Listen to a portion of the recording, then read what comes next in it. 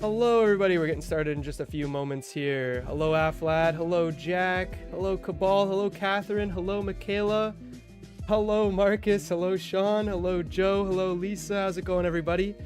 Good to see so many people in here, so many faces. Hello Kristen, how you doing this evening everybody? Hope everyone's having a wonderful Thursday night.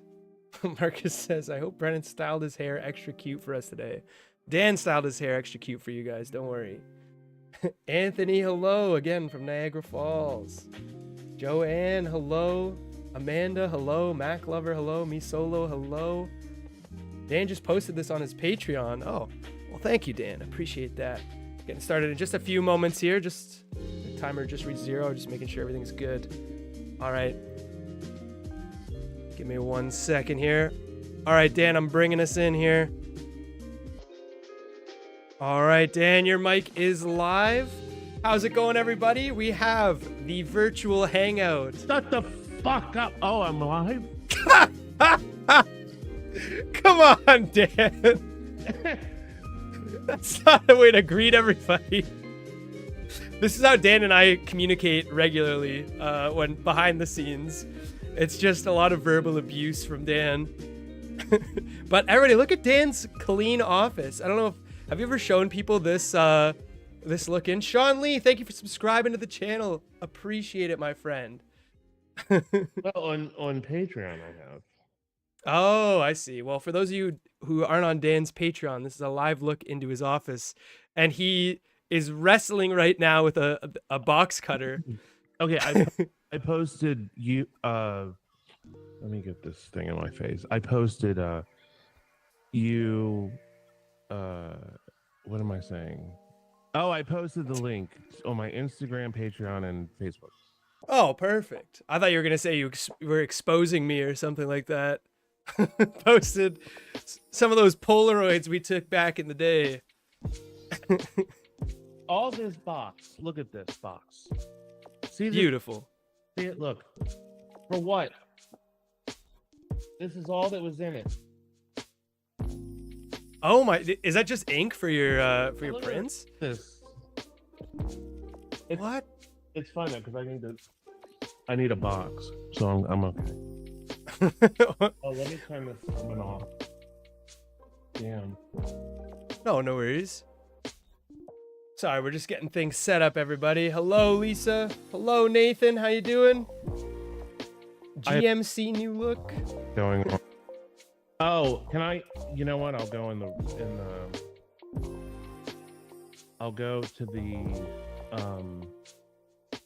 Oh, I saw Wee Wee in the background there. Very sweet. Yeah, she's going to get it. I know she's going to get her treats. Oh, do you get? She want to eat them. She's going to play the walk around with them game tonight. Fun. Yeah. What's everything okay? We're just sorting some things out here, but hope everyone's having a wonderful evening. The original cat, hello. Half-Lad says, we love mama. Hell yeah. Mama. Haven't seen Wee Wee in a minute. There. Nice. There. I can see the screen now. Perfect. Oh, you got the chat pulled up? Yes. Good. Nice. Everybody. Hopefully the latency isn't too bad, but you'll be responding in real time. Versus me responding a little bit, I guess, ahead or whatever. If you want, you can put your camera down a little bit too, because right now I'm just staring at. Unless you don't want to put your camera down. Oh yeah, we can put it down. Perfect. Oh, oh, look, you got Wee Wee and Wee Wee's ass in the scene there. She's just tucked away right up here for those of you wondering. So, Brent, how's the channel been going? Honestly, it's been going fantastic. We just crossed the 2,400 subscriber threshold. That's all. So, fuck off. We started in September, you fucking ass. No, but definitely, you definitely really helped when we were streaming in Atlanta. You gave a big boost, and I think I've been trying to maintain as steady a schedule as I can. We've been live Tuesdays and Thursday nights is our current plan. And we're planning for when we hit 3,000, I want to do like a 24-hour stream. So like a full... Count me out. Yeah, you don't want to help out with that one? Well, I'll come on, but I'm not staying on for no fucking 24 hours. No, I know. Live streaming like crazy lately on Patreon. I've been going up, sitting there for 5 hours. Like, it's like a therapy session. When you do your Saturdays with Dan, do you typically just like when you're driving around, or do you do some stuff from home, or both.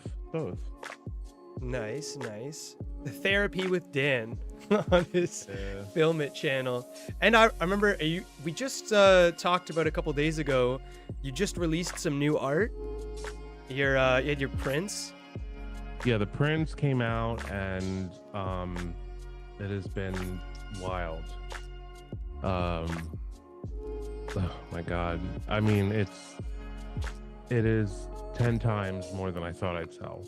That's incredible. Honestly, like I remember you were showing, it was me and I think, was it Rebecca that you were showing the prototypes to? Yeah, so I remember seeing a couple of them. Oh, and you showed Sal. It was Sal and I. Right, yeah. We were looking at them, and I mean, like it was different from stuff that you've previously done, but it was like it still felt like it was in the same wheelhouse. It was very, very cool. Joanne Siebert, I hope I pronounced that right, said they are amazing. Oh, Did you pick up some prints from Dan? Do you have any handy you could show them on the camera, or? Not doing a handy on camera on YouTube. Ridiculous. What is wrong with you? No, I wasn't talking about a fucking handy. Oh, do I have any handy? Yes. Do you have any fucking photos handy, you bastard? No, I don't. I can't. Well, the problem is that they're on the wall here, but I can't turn the camera around because it's a laptop. Yeah, no worries. And I want you to. Wonderful stand for the laptop, and it sits up off the table. It is so great. I love inventions. Innovation. Perfect. This to me is innovating. And I bought a professional arm for my microphone. You can see how nice this is. Somebody said Dan needs to be turned up. I turned up the volume on Dan's mic right now. Let me know if that's all good. Dan, say something nice to the fans. Oh no. Okay, fuck off. I didn't mute your microphone, you asshole. Nathan, thank you for the donation, brother. I really appreciate it. He says, thanks for everything you guys do. Love you. Am I loud enough? Stop screaming and you're blowing out your fucking microphone, you ass. I'm trying to get the levels balanced here. Dan's like pretending like he can't talk or screaming into his mic. Oh my god. Oh boy. It should capture. We're on it's a Google Meet or Google is it called Google Meet? I think that's their version of video call. So they have their own like audio pass filtering that they do, but I also try to what's it called? On top of that, do some filtering for Dan. I wonder if I can turn it up here on this. Oh, like maybe some gain or something? Yeah. That sounds a lot better actually. Okay, I think that probably did it. There we go. Okay. Lord Brandis does not use Google Feet. It doesn't exist, Aflad. Google Meet. This, not how you spell it, Camban. My god. They're getting out of hand, Dan. Getting out of hand. But yeah. What do you got there? No, I just want to make sure I'm loud enough. Oh, okay. You're fucking... You're gonna blow out the audience eardrums there. Thank God I have a filter on your thing. So Come here. I'm sorry. Oh, she got scared. She's like, what the hell is that thing? you scared poor Wee Wee blasting the microphone. I was just checking to make sure I'm loud enough so everyone can hear. Oh, okay. No, I think you're fine, Dan. I think the audience that still have eardrums left. Why is it that the sky is blue? I don't know, Dan. Are you on drugs? What the fuck? What the fuck is happening? Why is it that snow is white? I don't know. It's just the way. Why does turn yellow when a dog releases its bowels on it? I mean, bowels, bladder. I think it's something Never to do mind. with ammonia or something. I don't know. I don't know. I'm a little I'm punch drunk because I'm just I'm tired. I've been up all day. Oh. It's been a long day today. Oh, I see. Long day. I think I was supposed to put a video out tomorrow, and I just cannot. This week has been the last 2 weeks have been so insane. Because last week I was preparing for the sale. Yeah, And for the art. this week I'm dealing with ordering and preparing for the new printing system to come. And I'm freaking out, but everything's going to be fine. Yeah, you But were it's- saying Canon's shipping you a brand new printer from their No. it's like their latest release. No, not from. No. It's basically it's a What is it called? It's like a pre-order or I forget what it's called, Bren. It's the pre-release. basically Like, the first round went out and they sold out. So the second round, I'm getting first dibs. oh, so it's like a pre-sale. Yeah, something like that. So it's because you're Canon affiliate, right? Or you're part of the Canon family. I wouldn't say that. No. Upper Because echelon. I don't do ads with them. Oh, I see. I don't do ads with them, but I may be doing ads with them in the future. But what have you been working on lately? Are you getting this new printer for? Are you planning on putting out more, like another series of your Polaroids, or? No, Brandon, I thought I would just print out family photos on it. Okay. And stop selling the give me a series. Fucking hard time, you asshole. I'm saying like the Polaroids, the scans that you've been doing recently are like entirely different from anything that you've done in the past. So I was wondering if you had any other art projects on the prowess. Oh, well, I'm going to do every month. There's going to be 5 or 10 new Polaroids scans. Oh, that's cool. So I'm going to put up probably next month 5 to like take some of the stress off a little bit and get the printer to where I'm comfortable with it so I don't fuck anything up. And then once that happens, I'll do more. But right now, I think I'm going on the 1st. I'm going to Philly to meet Violet Sky, and then I'm going to do some photos of her too. Oh, very nice. She's a very, very sweet girl. I remember we met her when we were on the road in Jersey. Yeah. But we were both so fucking wiped. We couldn't really. We were planning on doing a big shoot, but we couldn't get out and do. Tired that day. I was just like dead tired because I think we went to we were in Atlantic City first, right? And then we went to Camden. Yeah, we were on the road for a solid like 2 weeks ish. Yeah, we need to do it again. That was fun. It was so much fun. Honestly, like I said, I'm still working out logistifying getting down there for our birthdays, which if you guys didn't know, Dan and I's birthdays are like 2 days apart. I'm the 7th and you're the 9th, I believe, right? Right. Yeah, February. I'm basically like Brennan's brother who has brain damage. Brain damage, fetal alcohol syndrome. Yeah, and they give me corn oil in my feeding tube. Oh my god. With bits of cat food in it. Hey, people are saying in chat right now that they would be keen to buy your family photos, Dan, if you sold some scans of your family photos. They said there was also people auctioning off my family photos in chat right now. I don't know about that. But you could do some Dan Bell family photo Polaroid line. Well, yeah, my mom has some great Polaroids of herself from a trip to the Adirondacks with my father. Where's this going? Well, I mean, I got to see where I came from. Let's just leave it like that. Oh my god. I was mortified. I threw it across the room. They were your conception photos, eh? It was like an orgy or something. Like, I was like, Uncle, I don't want to see these. Why are you showing me these? I'm only 6. Oh my god.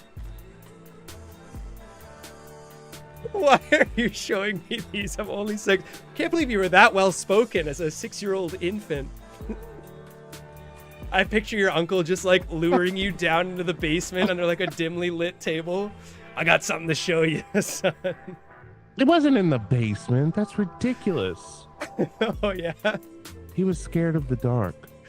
Oh, okay, that makes sense. We only were in brightly lit nursery rooms. So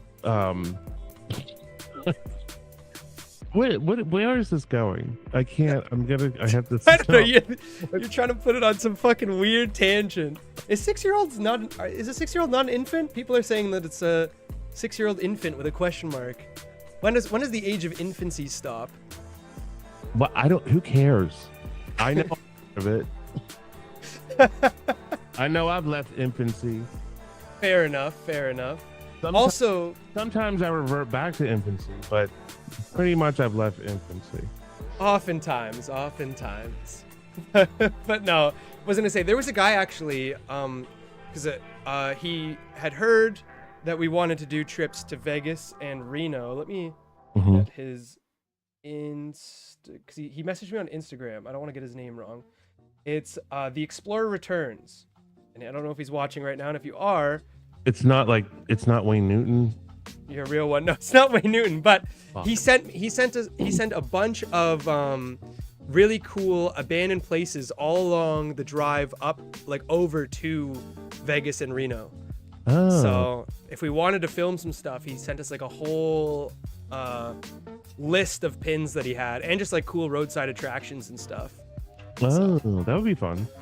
Yeah, that would definitely be fun. Yeah, we can go do. You said there was. I remember you telling me some stories about there was like a natural hot springs out there and stuff too.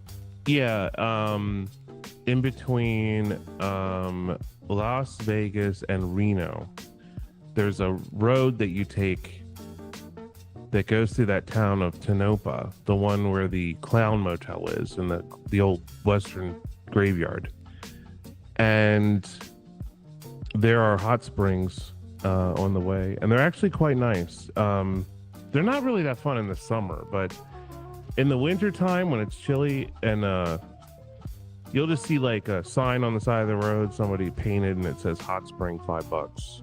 and then you go on their property and they have like a little barn built around it. Oh yeah, you were saying there's people's properties there that were like tapped into. Yeah. And was it? You said also that you guys went and visited one. There's like some that are just like free roam out in the middle of nowhere that you can just like, off road to. Way out in the desert. It was like 10 miles or 12 miles out in the middle of nowhere, like on the other side of the mountain from Area 51. and that one was really nice. It was kind of creepy out there. It was looking up at the stars and being intoxicated. But listen, I love Wild Hot Springs. There's a really good one in Colorado. There's a whole town. What is that town called? That's on Route 70. Thank you, Jack, for the $5. I appreciate it. I'll use it to buy a hot tub and a new car, just as you said. Sorry, Dan. What the Glenwood Springs, I think it's called. And Glenwood Springs. It's like an Olympic. It's like 2 Olympic-sized swimming pools. Oh my God! And it's just a natural hot spring? Yeah, and there's like different sections of the pools are like different temperatures. So like you can either go to the really hot area or you can go to like. But that's cool. I was there during a blizzard and it was like so much fun. That's awesome. I remember going to one. We checked out a couple different hot springs and spas while I was backpacking through New Zealand. Mm-hmm. And there was one in particular. It was a natural hot spring, but they had built like obviously different layers, different pools for different heat alongside of it. Yeah. And it was in the mountains, like it was in the middle of a mountain pass, because I guess that's where the spring naturally ran through. And there were mountain goats that would walk alongside the steep ass mountains as you were like bathing, and they'd go from like literally 3 feet from your head. Oh my God. Yeah, it was insane. I was like, I hope they don't take a dump in here. But it was really cool to see. They were like they cross over these mountain ranges, and they were like the mountains were straight vertical, and these guys were like walking right alongside of it. I don't know how they were staying up, but they'd walk right past your head as you were bathing. It's cool. Those animals are like really I mean, they can climb up like cliff sides and stuff. Oh yeah, they're so adept in climbing like the most impossible angles ever. I remember being blown away by that, and there was another, like we went to like 5 different ones, and there was one like you were saying where there was like a bunch of different pools, and each pool had its own temperatures. And then they also had like cold plunges and dry saunas as well, which was really cool. It's like a traditional European sauna. So. Oh, also in Glenwood Springs, there's a steam cave. Oh, that's so cool. Like is it big? It's not huge. It's pretty claustrophobic, but there's seats in it, and you walk all the way in the back where the steam's coming out of this hole in the ground or something, and it's so hot. It's volcanic steam. So it's a natural steam room, is what you're saying? Yeah, it comes out of the earth. Yeah. Hey, Carly, thank you. That is awesome. Thank you, Carly. Appreciate it for the hot tub fund. I do need to get the meter going, because I was saying like once I hit a certain amount, because I want to buy a hot tub for my house, and I said once I have the money for it, I'm going to do hot tub stream. So people have been donating for the hot tub fund, we've called it. Do like nude streams. Nude stream. I don't know about nude stream. And maybe friends over and you can urinate on them during the stream. Like people can pay $10 and then you pee on someone. Oh my God. That would. I don't think we'd ever get that far. Maybe I'll do like one of those budgie smugglers or whatever they're called. The Speedo. Thank you, FRS, for the haircut fund. No, that's my. I think Brennan's hair should grow. I think he should grow it back out again. I know. I recently just got it cut like last weekend. My barber, he took it down a little bit shorter than I'm used to. Usually I leave a little bit of length in the back. Mm-hmm. But yeah, so I'm trying to get through the awkward, like it's like medium short phase. But FRS is my in real life friend. So. I forgot, like when we were doing Dirty Room, how short your hair was. Yeah. It was the second, or no, it was the beginning of the third season, right? I think the whole second season, like I think that whole summer I kept it short because I would just like, I would have it like, it was shorter than this, but I would like comb it over this way, and I had like my little sort of like cowlick. I mean, I can't do it right now because my hair's not dry or I don't have any gel, but I would just like comb it like this, kind of. Yeah. Yeah. Right now I just have it tucked because if I leave it like that, it's gonna fall in front of my face. But yeah, I had, the thing is I had short hair for the longest time as a kid because I was in the Army Cadets. Hold on, a mishader grow. Thank you very much. Oh, sorry, did I miss Shader grow? Good. Oh, good to see you, Dan. I haven't caught up to your Patreon in a while, but I'm still a member. Yeah, thanks you. Thank you. Ask Dan if the nasty what? What is it saying? Clip is up anywhere. Nasty cookie clip. What is that? What does that mean? I don't know. Oh my god. Thank you, Colin. I appreciate that, man. I just want you to get the hot tub so you can use it and get drunk in it. Well, I'll get drunk in it too with you, brother.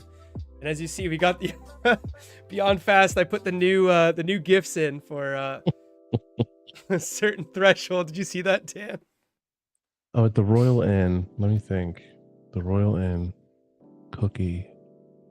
Thank you, Allison. I have a couple of them, I think. We find a cookie? Did we find a cookie? I can't remember.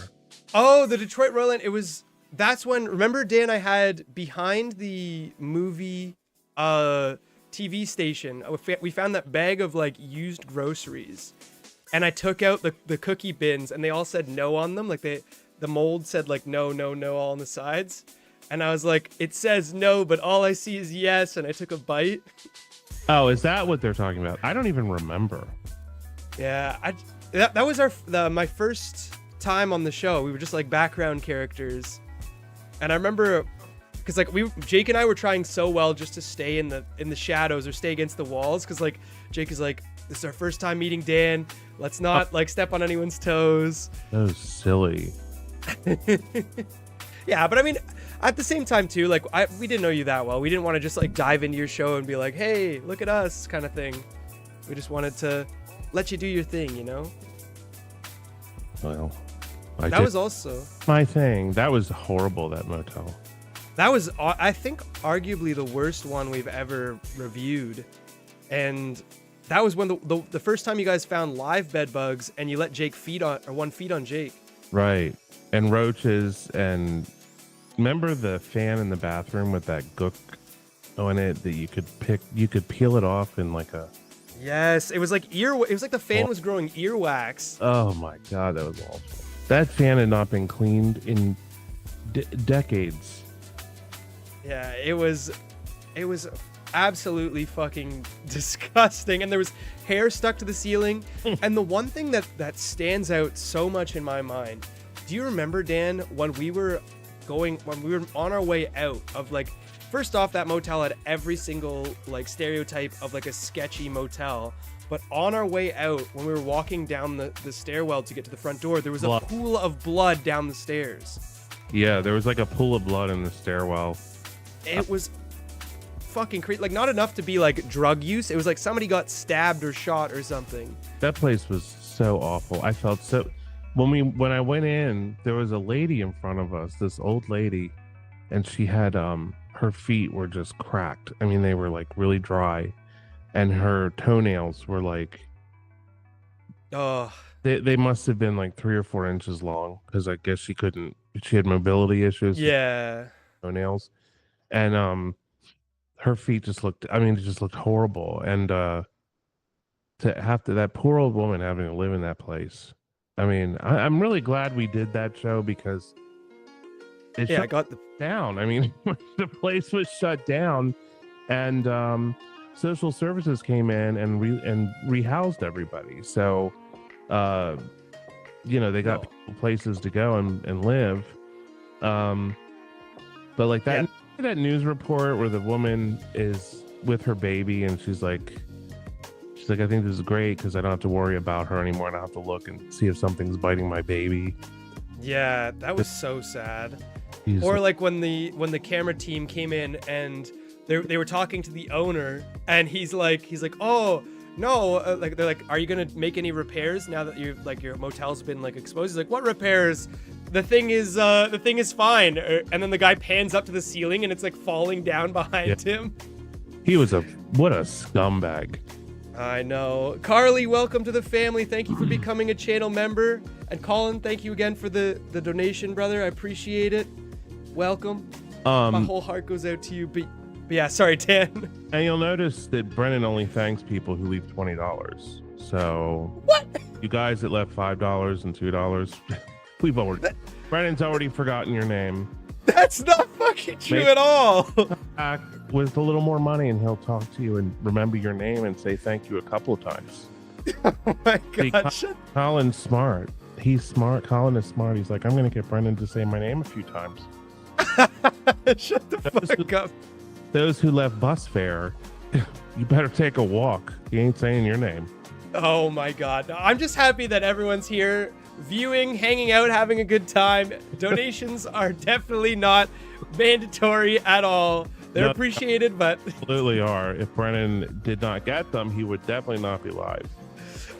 So they definitely are very, very necessary. Yes, this is the only reason why I go live is for the donation money. So please, all of you out there, give generously, please. Oh my god! Don't listen to Dan. I'm just having a good time. We're having a good time. I mean, Brennan will actually pray for you after the show. He'll send prayer. So if you have health issues or money problems or you're just ugly, please send Brennan some money. Yeah, we have a bulletin board going. The minimum donation for prayer is $5. Yes. Yes. American, by the way, American. Canadian dollar is too weak right now. Yes. Yes, everyone. Yes. So what was I going to say? The owner of that motel, the Royal Inn in Detroit, and I don't know if they own it or not, but he's there, crying the blues about having no money to fix the place and all that other, because you think about what they charge per month to live there, which was over $1,000, by the way. Yeah, it was fucking crazy. Think about how many rooms they've had, and they only had, how many rooms did they have to rent? One room left. So yeah, they had one and they were cleaning one as we got in there. That place was filled to capacity. They had, let's say they had 75 rooms at $1,000 a month. How much money is that? That's $75,000. Yeah, even the few rooms that they do hourly, they're still making bank. The guy was pulling the rug over everyone. They went through they did a fire inspection there after we left and found a dead person. No, wait, really? Yeah, they did a fire inspection there a few weeks after we were there, and they found a deceased person in one of the rooms. And like the room was still being like one of the rented rooms, or they were just like a hidden. I think it was a person who was living there. Oh my god, that is fucking insane. The reason I say the owner's full of shit, his son, I don't know if you remember, but when we pulled up there, remember there was that like nice sports car in the front of the motel? Yes. Stood out like a sore thumb. They own that family owns other motels. They own the one across the street, and I think that one also got shut down as well. They own motels down in South Carolina, and there's a picture of the son standing with about $600,000 plus sports cars behind him, and they're all his cars. I mean, that's the common story. Like, typically the owners will park their nice car out front to show that they cater to like luxury or like high-end clientele. Like, there'll be a nice Mercedes out front, and meanwhile the condition of the rooms are as you saw on the show. I just don't like people that take advantage of poor people. I don't know if there's worse than that. Like, if you are taking advantage of poor people, like I do when I sell art. Yeah, you rake your fans over the coals. Dan just called everyone poor, by the way. Yes. When I sell my mediocre work to poor people. His corner arts and crafts that he got at the dollar store.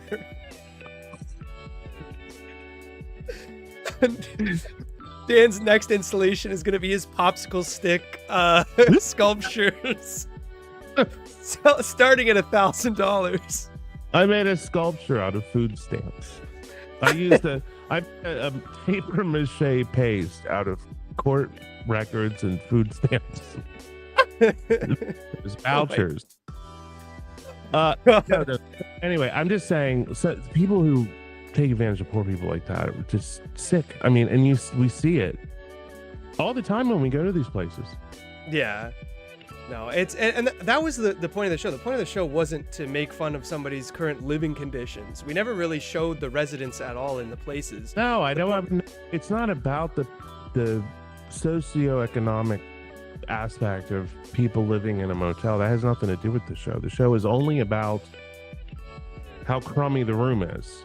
Yeah, and just how the owners let it fall into that condition because they could give less of a shit.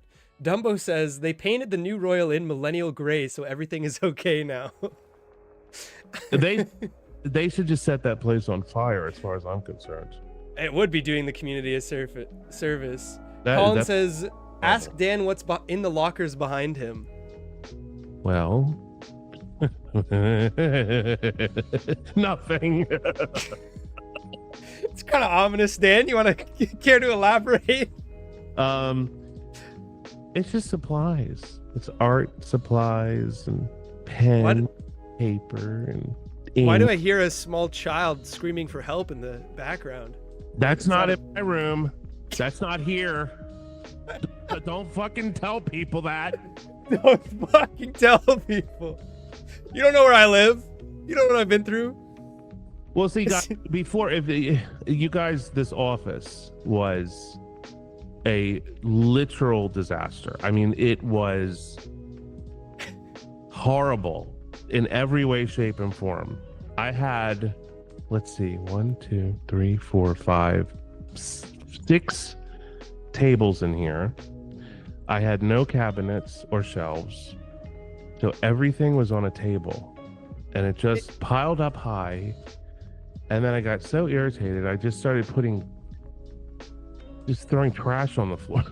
It looks incredible now, though, and it's funny too. I mean, it looks like you have a very good, well-organized system now.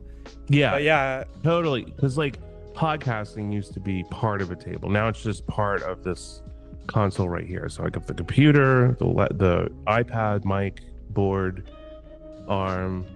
Printing over here. There's going to be printing behind me, but that's mostly this is danbell.com work area to pack sales. And then I see the stand to the or to your right, I guess, behind you there. Is that part of the podcasting setup? You have, it looks like a mic stand next to the locker. Yeah, the blue locker there. Yeah. So those are just extra arms and mics. So like my friend Charisse and her friend Peter came over. Yeah, you were saying the chef?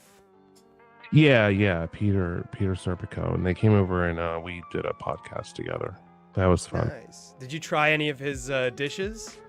No, they just wanted to talk about their new place they're opening. It's a bar. Oh, that's awesome. Are they Baltimore resident or locals or? Yeah. Oh, that's cool. Well, when I come down, we'll have to check it out. Peter's from Philadelphia. Oh. But he owned Serpico's in Philadelphia for years, which was a really fine restaurant. Damn, it's so crazy to see your office now compared to like when I was visiting. But for those of you who don't know, when Dan is so particular about like the prints that he ships out, if it has the slightest blemish or the slightest tarnish on it at all, he literally just like chucks it in the bin. And I was looking in his like, he has a discard pile of about like probably I'd say at least 100 prints, and I'm like, this is so much money. I'm like, can I take one of these and please just put it on my wall? And he's like, no, it's garbage. Garbage. No, I really I'm very, very particular. The color, everything has to be perfect, or I don't send it out. Because if you're gonna see, I like to make my work available to everybody, so I don't make it expensive. It's affordable to everybody. If you buy something for me, if you are kind enough or interested enough to buy something for me, I should send you the best quality thing I can. So that's what I do. Michaela says he wants us poor people to have something nice. Exactly. I want you to have a taste of the good life.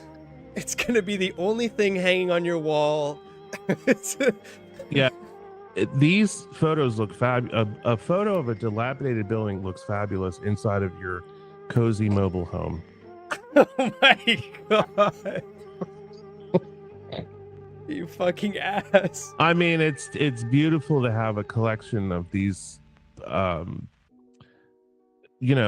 on your wall in your government housing. I'll tell you. Your sales are gonna plummet after this episode. You're like, fuck this asshole. He's making fun of my mobile home. Oh, please. I used to be, well, I still am sometimes, poor. So I know what it's like. Well, that's like me. I was like, my walls are so bland right now. And like, I'm too poor to afford Dan's $8 million works of art. So I was like, oh, look at this perfectly good one. Stuff I've been collecting, Brennan, for like 20 years. Like, no, I know. Stuff I've just picked, I'm just buy.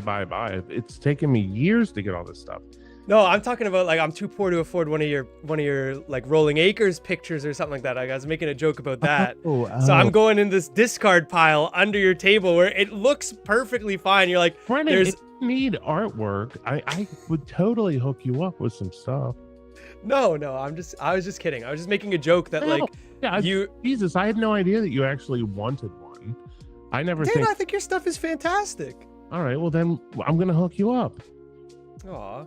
My sister, she has two now, and she wants more. So I'm gonna give her more because her and her husband just bought a house recently. So that's awesome. She's like decorating the house with my shit in it. Yeah, I mean, I really like the series you did with like the motel signs and stuff like that, the dead motels, dead malls. I think those photos turned out fantastic. Yeah, I want to do some more of that kind of stuff because a lot of the pictures, like I rarely used original Polaroids. Like they were all Polaroid Lab taken off my phone pictures. But except for the Go-Go Rama, but you were there that day I took that photo. Remember? We were with Violet and we saw that strip. Oh, yes. Wait, did you turn that into a print? Yeah. Nice. There was that, and there was the American or the Americana that you were taking pictures of too. That old chrome sign. I don't think that picture turned out. Oh, you know what? I tried to make a print of it, but it didn't look very good. Ah, I see. I just couldn't get it to look. I just didn't do it. But yeah, I mean, I'm always working on new stuff. I just I've got other things going on, and there's a lot of stuff in the pipeline. And so I'm just trying to like day by day. Yeah, you were saying that the seasons of ADR are going up. I don't know if you wanted to talk about that at all. If you don't want to talk about that, that's fine. No, I finally figured or finished everything with the distributor. So all the remaining episodes that are out are going up onto Amazon Prime soon. Like probably that's awesome. A week or two. That is awesome. Yeah, so you can see all the seasons of ADR on Amazon Prime, which is nice. Yeah, if you're a Prime member, you get to watch them for free. So that's Amazon seems to just be like welcoming you with open arms. Yeah, they love you. It took 5 years, but I'm done. Hey, but that's good. That's a powerful friend to have, to be honest. You know what's sad is like the distributor wanted the show so bad, and I went, and when I typed into Gmail, what is this? Alfred Hitchcock? What is going on? You hear this? No. What is it, like sirens? Do you hear it? No, I don't think the mic's picking it up. They're like ravens outside, like squawk. Oh. Yeah, you're in birds. They're about to swarm you. So I was looking on my email and I was like, oh my God, the poor woman there in my contact, she must have contacted me like 50 times asking for the show. And what happened was years ago, like 2 or 3 years ago, I put together the whole thing, uploaded it, and it had every episode had dropped files. It took me a week to do that. And I said, fuck this. I'm not doing it again. I said, can't do it. And so it just fell through. And then I went to them recently and I said, hey, are you ready? Because the office is, I get so much more work done in here. Oh, yeah. Being clean. That it's like, and you probably know where all your hard drives are too. I know where everything is. Like if you tell me like you need this, I know exactly what drawer it's in, what locker it's in. If it's in the storage closet, I know everything. So this is just like, this has been so great to be able to organize this space. That's awesome. Honestly, I feel like that's like one of the keys to like being able to having a good like workflow is just like having the first step is clearing out your office, then clearing out your head, you know? Oh, I mean, totally. Yeah. I mean, it just got, I'll tell you what happened. Uh-oh. It was like not that long ago, maybe a few months ago. And I was in my bedroom and I had woken up and it was still dark outside. And I heard something in the closet. And I'm sitting there listening and I'm like, what is that? And it sounded something like it sounded like a plastic bag kind of moving around. And I was like, I turned my lamp on and I got up and then I saw a mouse run out of my closet. No. Oh my God. That's it. We're right now I'm starting. And I didn't stop cleaning for a month. That's fine. I mean, it's a good motivator at least. I ripped the fucking place apart. Now I have no mice. They're all dead. Weeby looks happy behind you there. I love those traps that are the humane traps. Oh, like little cages or something? Yeah, you like catch the mouse, and then what I do is I take the live mouse and I put it inside of a condom. And I insert it into my rectum, and then as they're when they suffocate, they start jumping around and jerking, and it's like a free vibrator. Yeah. I thought you were gonna say something a little less fucked up, like you were gonna say, "Oh, I take the trap and I throw it out my 5th story balcony." Yes. I love those have a heart traps. Oh my God! Yeah, the mouse gets a much more dignified death. It gets to die in a Z-lister's anus. It was living in a hole, and then it died in a hole. It was living in a hole, and it died in a hole.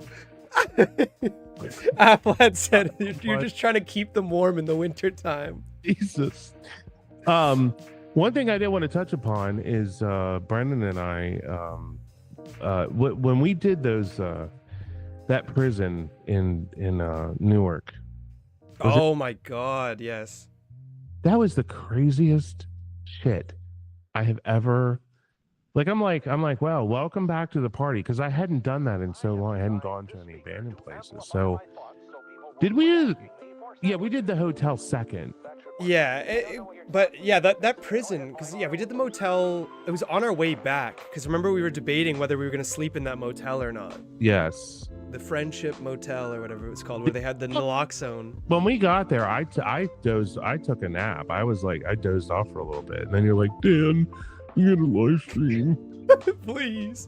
Alyssa, thank you for becoming a channel member. I really appreciate that. Welcome to the family from the bottom of my heart. What did channel member get? So I do like little channel member posts, videos. It's basically like you also get an icon in the chat. So like they have if you see in the chat the green hearts, it's based off of how long you've been a channel member for. There's some orange hearts, there's a dark green heart, and then also you get emotes. Like they'll have like their exclusive emotes that we've made for the channel, which there's like some of my face and stuff. And you can pretty much make your own different like perk tiers. Like you can limit content to just them, streams to just them. have them vote in their own separate polls and stuff. But yeah. Doc Slockington, thank you. Sorry, I know I just butchered your name. Slothington, I love that. Doc Slothington, he's a big supporter of the channel. I appreciate you, man. Hope you're having a wonderful Thursday evening, and hope you're all having wonderful Thursday evenings. But channel members get a signed photo of Brennan in a dress with a kiss. No, that is not one of the tiers. I'm sorry to disappoint. Oh yeah, and there's a special Discord channel as well, which the Discord link's in the description below if you're not a part of the community. But yeah, I feel like also, Daniel, be able to get so many cool photos of, like, there's so many good roadside motels in the desert that you could get some like really cool shots of. If you go way back on my Instagram, like to the beginning of it, it's all those kind of pictures. Because I was on a road trip when I started the Instagram, and I was just taking pictures of desert motels and abandoned places and all kinds of stuff. So if you go way, way back to the very beginning of my, you know what the first picture is on my Instagram? Oh no. It's a pile of dog shit. Why? Listen, it's this pile of dog manure with a absolutely stunning, gorgeous monarch butterfly sitting on it. Like, I looked down and I said, could anything be more perfect? Amazing? I said, it's a beautiful, perfect monarch butterfly perched on a pile of dog manure. Only you, Dan. I gotta get this picture. So I think that's the first photo. And then like the other photo is like Kier from Lady Miss Kier from D-Light when she came over to our house. And then I think I started the road trip. So I think it's a bunch of road trip photos. Oh, the road trip you did with Will, and you guys went to the Grand Canyon, or? No, this was way before that. Oh, I see. Yeah, I was on my own. So I went all over the place and just took photos. You know, if I saw something, I stopped and jumped out and took a photo. Yeah, we get so much stuff if we did a trip out there. Is that where would you want to, did you want to go to Vegas and Reno, or where did you have your mindset on for when we wanted to go on our trip?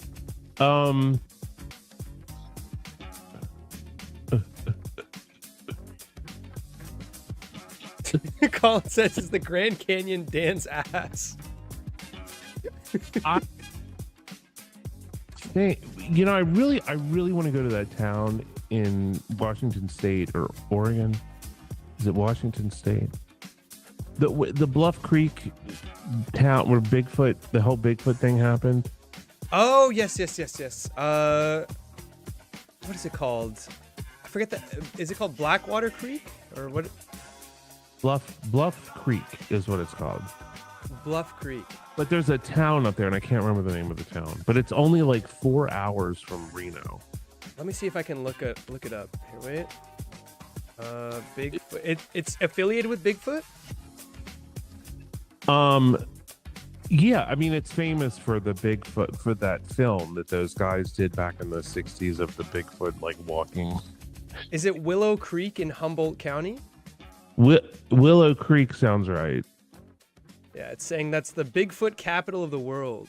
It's where the museum is, the Bigfoot Museum. Oh yeah, and that's probably Willow Creek. That would be a really cool Creeps and Monsters, because those woods out there, like, I mean, there's nothing out there, but like it would be fucking terrifying to go out there at like 2 a.m. Oh, the woods out there are scary. Yeah. Just going out in those woods at night would be terrifying. Didn't you say you had a friend that was out? Was it there, or was it? You said they heard like screaming or something like that. Yeah, they were in. It wasn't a friend. It was like this guy who watches my videos. Or was it? Wait a minute. I'm getting my Bigfoot stories mixed up. No, this was a friend. My friend Mike, he moved to Oakland, California. So him and his girlfriend went down to that town that I want to go to. and they asked this dude where to go to look for Bigfoot, and he directed them to go on this road, and they drove and drove into the wilderness, and they were out there all day. He said nothing happened, and then he said in the evening he went he said him and his girlfriend went into the woods from the road. There was a trailhead, and they went into the woods, and he said they heard loud screams that were not like a mountain lion or bobcat. They were different. He said it sounded like human. Oh my God. And it freaked them out so bad. He said they ran. They were like half mile into the woods. So they ran back to their vehicle, and they took off, and they were going down this hill just about a mile away. And he said 2 people dressed all in black were coming out of the woods. Oh my God. Do you think they were fucking with them, or? He doesn't know. And he thinks his girlfriend was like, they were probably fucking killing somebody. Oh my God. Thing that was crazy was all that distance, they had no car. There was no vehicle there for them. Oh yeah, I guess you would have, if they came out of the woods, you would have seen like a vehicle or something. Yeah, he said they came out of the woods, and when they saw the car, they both turned. He said they kind of looked at each other and turned around and went back into the woods again. So they didn't come out on the road and like wave, hey, or whatever. They went back into the woods, and they didn't have a vehicle. There was no. This was. My friend said like 25 miles from town. Oh my God. How many years ago was this? Like roughly, what was the date? It's like 3-4 years ago. That would be, I mean, I'd love to go out there. I've also wanted to really do the Pine Barrens too. And my friend does not believe in Bigfoot at all, but he does not to this day know what those, I've heard, he recorded it. He has the audio? Yeah, I want to save it for the video. That's why I wanted to go out there. I see. But it's fucking eerie. I mean, yeah, I'd love to hear that in person sometime. His girl in tears. That's how scared she was. Oh my God. Because they are avid outdoor. They go hiking everywhere, so they know. They've heard all kinds of animals and Was this the same friend that you said got attacked by a bear? Was that? No. That was a different guy. Oh, I see. That was like 10 years ago. But no, that wasn't Mike and Gina. No. They hike, like they'll go on trips to other countries and go on hikes, and but they explore the Pacific Northwest. That's like their area. So they've gone on all kinds of hikes, and yeah. That one hike, they to this day do not know what that was, but the recording is really eerie because Mike's like, he's like, let's fucking go, let's just get out, just run, just get out of here, because it's just like, it's like it just gets louder and it's fucking crazy. Oh my God, yeah, fuck that. Was only he said whatever it was within like 100 to 200 yards away. That's insane. I said that's too close. Yeah, I'd be definitely creating some distance, or at least taking some cover and trying to figure out what the fuck was going on. Do you know what it sounded like though? What the weird thing was? There's a video on YouTube, and it was taken in the Sierras, I think. It's a man's voice, and he's like, very strange sound. Seems to be from some kind of an animal. I mean, he's got this like beautiful, deep, silky voice, and you hear off in the distance this screaming, and it is so eerie. Could it be like those death whistles? I don't know. If any of you here have seen that video, that's like close to what my friends heard when they were up in the mountains by Yeah, if anybody knows what video Dan's talking about, I can pull it up on stream. I don't know if it's Bluff Creek or damn it, that video is from the Sierra. That's crazy. We should work on. I feel like it'd be really fun to work on like more creeps and monsters and stuff. Like doing a Bigfoot episode, the Jersey Devil. That's another thing. Like we really need to go do the Pine Barrens. Yeah, like I've always wanted to do the Pine. If we could find like an isolated cabin out in the Pine Barrens, that would be cool. I mean, the whole fucking place is isolated. Actually, we should go there soon because I think Jersey, the state, is they're closing a bunch of roads in there, so it's not going to be as accessible. Oh, really? Why, just people getting lost in the? Yeah, pretty much. People do get there. It's really confusing. Yeah. When you go back there, because it's just a whole series of roads, and when you lose cell service, you may have problems getting back. Yeah, you need like satellite GPS for that. Lindsay, he has a cryptid series called, what is it? Creeps and Monsters? Dan Bell's Creeps and Monsters? Yeah, Creeps and Monsters. There's only 2 episodes, but I want to do another one. Yeah, I feel like we've been thinking about what project we could work on, or post project or whatever. We could like sort of remaster the series and do like get it formatted and do some revisit some old cryptids you've done, like Mothman and stuff. If that's something you're interested in. You know, Mothman's been covered so many times. I think I want to try something. I really would love to do the Pine Barrens because there's multiple stories. There's cryptid. I mean, there's like, it's famous for the Jersey Devil, for Bigfoot, for ghosts, all kinds of stuff. So it's one of those places that is, and it's a creepy place. I mean, when I was out there, when I went out, it was before you and I went to Atlantic City.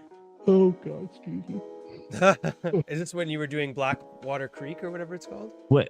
Yes. So when I was on my way home, I drove through the Pine Barrens, just a small section of it, and man, because I drove to Toms River, New Jersey.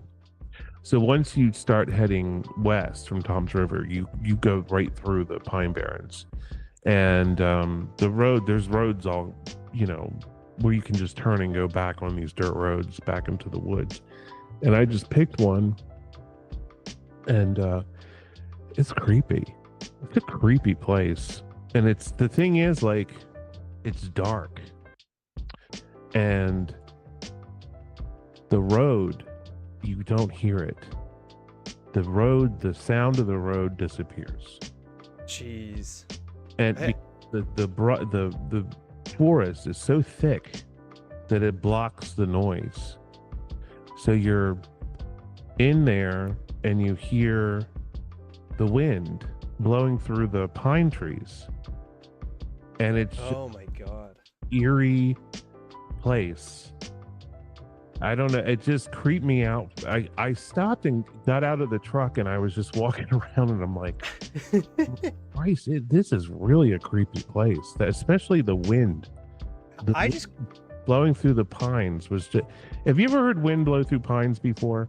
Yeah, the only time I've experienced something similar to what you're describing is I mean, I've been through Algonquin, but I've never experienced the sort of ambience that I have when I was in that prison in exploring that abandoned prison in north of Sudbury.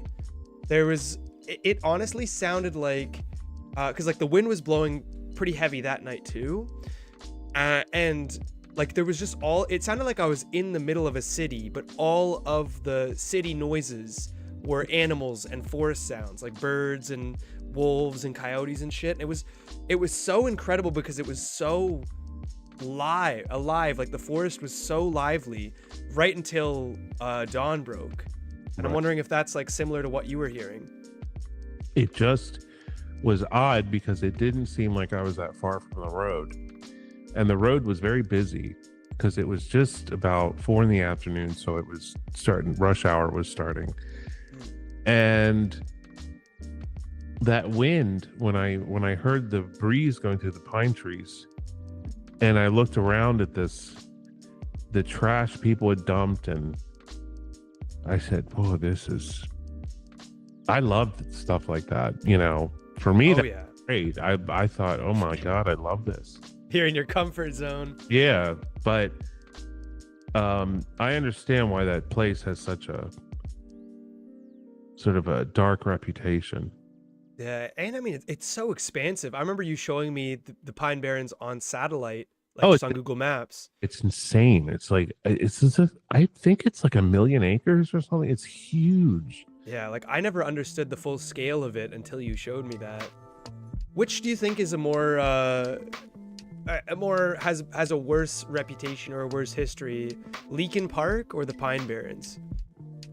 Well, I think Leakin Park is on a local level here is bad, but not on a national kind of scale. The Pine Barrens, I mean, everyone knows about the Pine Barrens, but they're notorious too for mob murders. Oh, because it's just there's so much. Yeah, like your family used to take people out there and kill them. My family, you're Italian too, you fucking asshole. So, no, but the mob used to, in New York, they would take people out there to dump them and bury them. And so who knows how many. I think that's where Jimmy Hoffa probably is. Jimmy, you think that's where they laid him to rest? I really do. I think he's probably out in the Pine Barrens. They whacked him out and put him down there. But the Pine Barrens have a long, sordid history. I mean, it used to be like bootleggers, and during Prohibition, there were people back there making, you know, like moonshine and stuff, illegal liquor, whiskey. Illegal liquor runs through the Pine Barrens to different towns and townships, and there's all kinds of stories about that place.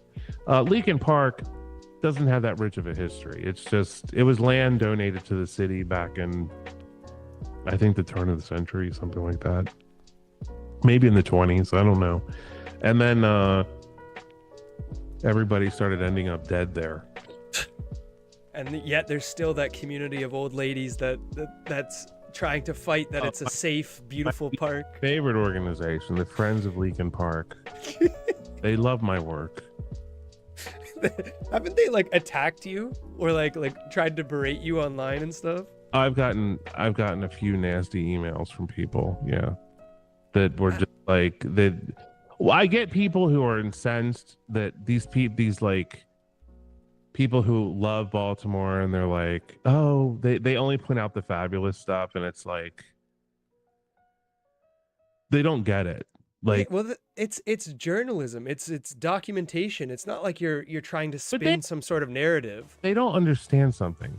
I love Baltimore because it's a shithole. It's true. That's the truth. I love living here because it's a dump. It has really nice stuff and it has really bad stuff. It has a bit of everything. It's an entertaining mix. It is that photo of the dog manure with the monarch butterfly on top. It is. That really says something. And so it's a shithole, but I love it. And everyone who lives here knows what I'm talking about. And this town is full of people that will. No one here. There's no fake people here. Like people will tell you out in public, like, you know, your deepest insecurity, they'll just bring it up like it's nothing, because that's just like how it is here. I mean, people they're just real, you know. But like, the reason I like Baltimore is because it's a dump. Yeah, exactly. Cardinal O'Flanagan said, If you hated it, you wouldn't continue to live there your whole life. I love living here. It's just, it inspires me, and you know, I love the nice stuff. I don't spend every day in you know, going to abandoned buildings. I mean, I do a lot of other stuff too, but Yeah. I happen to really enjoy abandoned stuff. I've been going in abandoned buildings here since I moved here from the county. I moved here in 96, I think. And then 95, we started going down on Howard Street and going into the old department stores back then. I would have loved to see what it was like. Some of those old, like the Epstein's Mall, the old meat factory before it was burnt out and shit. Like, I feel like some of those would be really cool back in their heyday. That one, I remember one day my friend Greg and I were walking down Howard Street, and there was a building with all these boards in the front, and someone had ripped one of the boards open so you could open the door. And we went in, and it was this giant bank, and it was huge, and it was all marble and marble walls and ceilings, and these intricate chandeliers and metal work and iron work, and these beautiful steps that went up to the second level where I guess management would have been, and a giant vault with this huge door with, it was like glass, so you could see all the like locking mechanisms inside of it. Is it still standing? Because I remember you telling me about a building like that. I think when we were walking past, you pointed out some building. You're like, this used to be a bank. Yeah, I don't remember which building it was.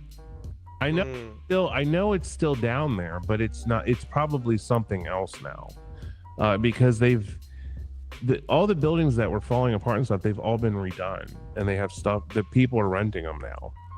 Yeah, Baltimore has done over the past few years specifically, done a very good job of refurbishing a lot of those. Oh yeah, yeah.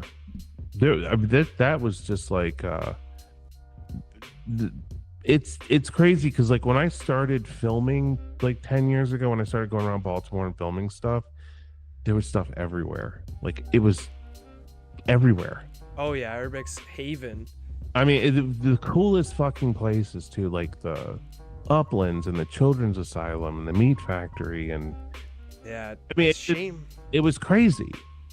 Yeah. Now it's like all three of those places are gone. Yeah, damn shame about Uplands and the Children's Asylum, both those spots. I can't believe that though. I can't believe that like the even the Meat Factory is gone. It's been torn down. And oh, they demolished it fully? I remember they only doing sections of it. No, the whole one side of the street is gone. Damn, that is insane. That's a huge building. That building was massive to a point where we felt like we were going to get lost. That's how big it was. Crazy. And there was always people living in there too. That place was terrifying. And it's funny seeing the full circle of how abandoned places have like shaped your life. Because didn't you, back when you were like a teen, you'd go to raves and stuff in abandoned buildings, like warehouses and stuff? Warehouses, parking garage. But yeah, we used to go to raves. In Baltimore, they used to have one at the old Montgomery Ward building, Montgomery Park. Now it's state offices, and they redid the whole place, but back then it was empty. And we went to a couple raves, not really raves, but like mixed, just like mixed parties. Like they were like DJs there, and they were playing like music, and everybody's dancing and having a good time. Not cool. Traditional, because people rave today, but the raves today are nothing like they were back 25 years ago. They were different back then. I can imagine. Much more underground probably too. And the people who rave now, it's like a bunch of kids who go to the gym and like eat organic food. Back in the day, we ate pills, and we didn't eat, and we never thought about going to a gym because we were smoking too much. Yeah, too busy drinking cough syrup. And doing cough syrup and snorting coke. It was a little bit different back in my day. When did you start taking interest in like urban exploration?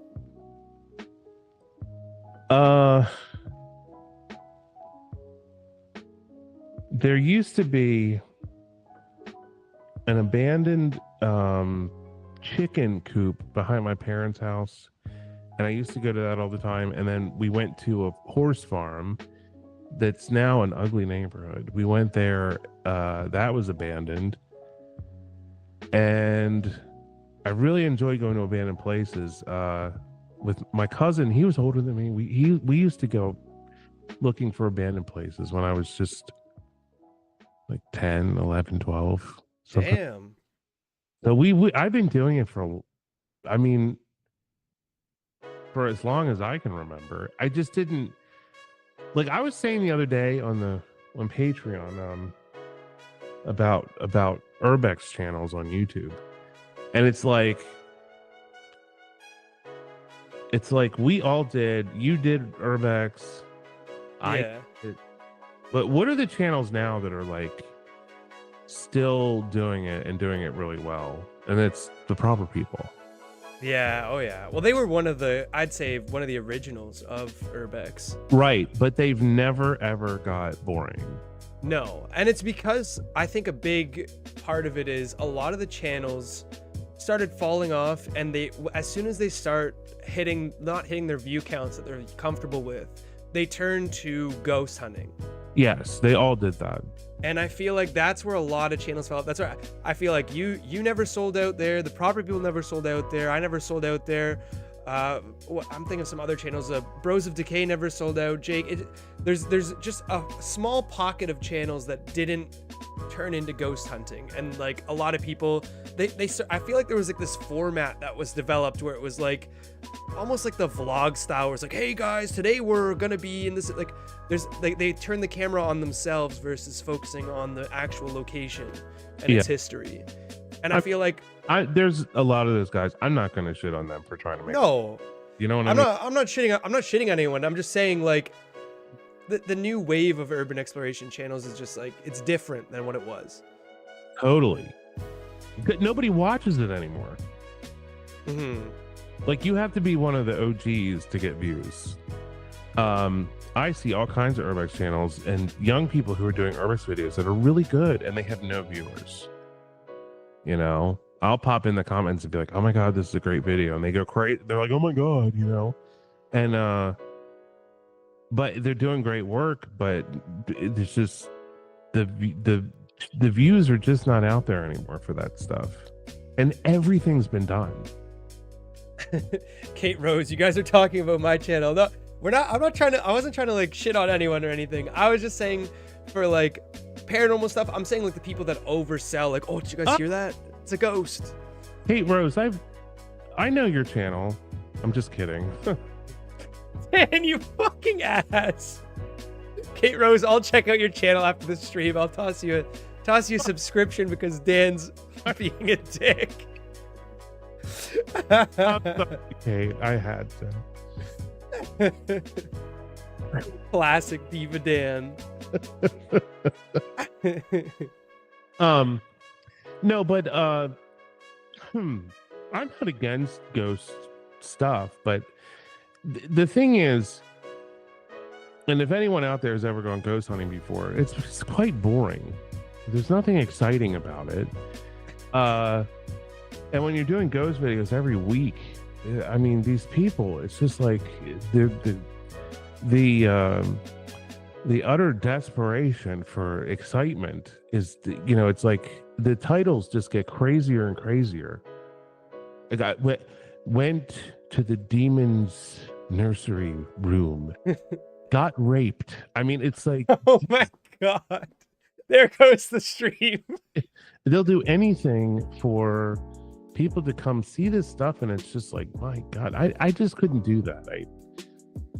I would be exhausted doing that, or trying to keep up with that every week, where you have to go somewhere and like stuff has to happen, and it just doesn't happen that way. And I don't care if people fake stuff. I mean, who gives a shit? No shit. I mean, look, if you're watching these channels and you're looking for entertainment value. Well, no, you're looking for real stuff. I mean, come on. What's wrong with you? Like, these people, they get so wrapped up in one person. They're like, oh, they don't fake anything, and then they find out they do, and they lose it, and their whole life falls apart. It's like, what is wrong with these people? Listen, if someone's getting possessed by demons on their channel, it's probably not real. Sorry to say. Yeah. Ghost chasers, facers, and erasers. Shout out, Catherine. And yes, you are allowed to call Dan a diva. That is allowed. A diva. He says as he pours his Dom Perignon. Excuse me, I'm not drinking. I don't drink. This is Maison Paris. Oh, my bad. Basically the water equivalent. Hey, Maison. No, this is good. It's Perrier, but it's really bubbly. Oh, nice. Like the extra carbonated? Yeah, it has a lot of bubbles. It's really good. Listen to it. Listen.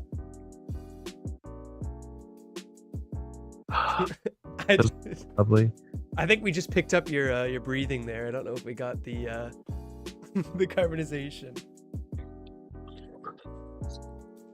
But yeah, no, I wasn't trying to take a jab at anyone in particular. But yeah, the proper people have been going strong for many years. Michael, I love Michael and Brian. I think their channel's great. I mean, they've just. Oh yeah. They're just really good at what they do.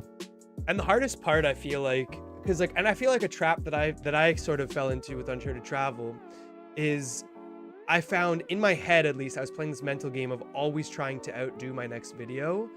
And it gets hard when you've done all of the good local stuff. And then it's like, okay, I need to branch out to here and there. And what do I need to, like, where do I go from here? And then you start going internationally. And then it's like, it's hard to keep up that sort of pace, you know? Especially weekly. Like, it's because when I started the channel, I was doing Dead Mall videos, and then I was like, I can't put out a Dead Mall video every week. So what am I going to do in between to keep the channel going? So I did Urbex videos, because there was plenty of that around town. I remember, just being like, what's funny is when I used to go in the dark, people would be like, why are you going in the dark? And then everyone started going in the dark. Can't see anything. Now it's hard to find an Urbex video where they're not there at night. Yeah, when I started going in the dark, people were like, you're just doing this for views. It's like, yeah, no shit. I mean, it makes for a more entertaining piece. Like, it's... Yeah, I'm trying to trick you into thinking, it's like, no shit, I'm doing it for views. Like, what the heck I'm doing? I'm not dumb. Well, it's just better cinematography too. Like it sets the aim. It's like that's when we did the Children's Asylum, the most popular video on my channel. We went during like a torrential downpour, thunderstorm, and that was the perfect night to film that place. Oh God, I love that. I saw this video, Brennan. I think I showed you too. Remember don't mention who they are, but our favorite ghost show that we used to watch. Oh, yes. There is an episode where they're at it's like a mental asylum. And this horrible storm comes, nighttime summer lightning storm. And it is loud, and the lightning is blowing the room up, and it's so beautiful. And but that's not the focus at all. And they're sitting there like, can you move the ball? You see a little red ball on the floor? Can you make it move? And it's like, have you guys heard of B-roll? What the fuck are you doing? This beautiful storm. You could have a fucking amazing video with this storm, but no. They got permission access for this asylum too. I don't know if they had decent camera gear. They had no. Tim and Rob. It's not Ghost Adventures of Paranormal State. It's like a rip-off version that's a YouTube channel. we don't want to say their names because we don't want the people to go and like shit on them. But yeah, Brennan and I were watching them religiously, laughing our asses off. But we're not going to mention who they are because I don't want to. Yeah, we don't want to. That's not the intention of the video, but. Attention. But yeah, they're a very small channel. Like I doubt people have watched. I think they're probably around the 4,000 subscriber mark or something like that. But yeah, it was just funny because like it was literally the perfect storm. It was like the loudest thunder and lightning booms that echoed throughout the hallways. It's something that it's like, I'll give you an example. There was that in the Dead Motel series. I went to that motel in Virginia, and there was a tornado warning, right? And so as I'm filming, the phone goes off, tornado. And I'm in my head, I'm like, it never really rained. But what I did was when I went into the building, I added rain and thunder and wind to give it this creepy atmosphere. So when you watch it, you think this is a giant storm going on, but it's not actually a storm. And I mean, sound design is very important to setting a good atmosphere. Well, I'm so good at it. People didn't even realize. And then people would the ones who did realize that I was using like sound effects or whatever, they'd be like, why are you using sound effects? I hate sound effects. And it's like, shut the fuck, go back to humping your mom. Like, yeah. I don't do here. Shut the fuck up. That's like, a lot of people got upset because when I did, it was my Alone episode 3 when I went into the alleged serial killer's house and slept in the. Brandon, hey, Fat Cat Labs. I love Carpetbagger. Jacob's one of my favorite. He's such a great guy. Oh yeah, I met him briefly at Mothman. He seemed like a very sweet individual. But yeah, I like him a lot. I was gonna say it was Alone episode 3, and I was sleeping in it was an alleged serial killer's house, and I was sleeping in the secret kids room that he had in this house. And I went during a thunderstorm, but like what I did was Jake had this really nice I can't remember what the brand was, but it was like a sound mic with like a sound recorder. And so because I went during the middle of a thunderstorm, I recorded all these thunder sounds and like live thunder from inside different rooms in the house, so it would sound like realistic. And then obviously in post I went back and like when it was convenient, because obviously thunder never strikes when you want it to strike, but like just in the background having it play throughout, I incorporated those thunder sounds that I had recorded, and people were getting mad at me for implementing sound effects or whatever. And it's like, you can never please everyone, but it's like it adds so much to the video. Oh yeah. And I mean, I still consider it to be authentic because I recorded it the day of. It was just, I just happened to shift the audio a few frames here or a few frames there to sort of lead it into the next clip or something. Tim Weber says, for the longest time, I honestly thought the mall music was actually playing during your videos. Laughing, I'm gullible. That's just good reverb sound effect. Gullible at all. I mean, the whole point was to make everyone think that the music was actually playing in the mall. But what mall would play the fucking music that I was playing? Well, I'd love to go to the mall that has like vaporwave, like echoing down an empty corridor. Yeah, it's like perfect. But no, there was one mall that actually I used the sound of the mall because they were playing music in the mall, and that was that one in North Carolina. I can't remember the name of it, but the original reason for that was because the malls are playing loud pop music, and so the videos were copywritten. So I would get a strike because of the music. Oh, fair. So I had to figure out a way around it, and then I love old department store music and stuff. So there's this gentleman on YouTube who his name is Mark Davis, and he worked at Kmart for many years. See, you guys look, see up there. That's fantastic. You said you got that at auction, right? Look, Kmart. You're a big consumer. That's a real in-store Kmart sign up there. That's so awesome. Love it. You got to get lighting in behind it, like some neon or something. It's something. I put that Tahiti lamp next to it to make it light it up a little bit, but whatever. That does look cool. I bought that Kmart sign on eBay in 2021 or 22. I can't remember which one. I bought it on eBay, and it was from the Kutztown, PA area, and it was a pickup only, and I paid $60 for it. And the guy had two of them. He had sold one, and this was the other one he had. These are very, very hard to get today. Yeah. Oh, yeah. I've seen someone with the Kmart K, but that's it.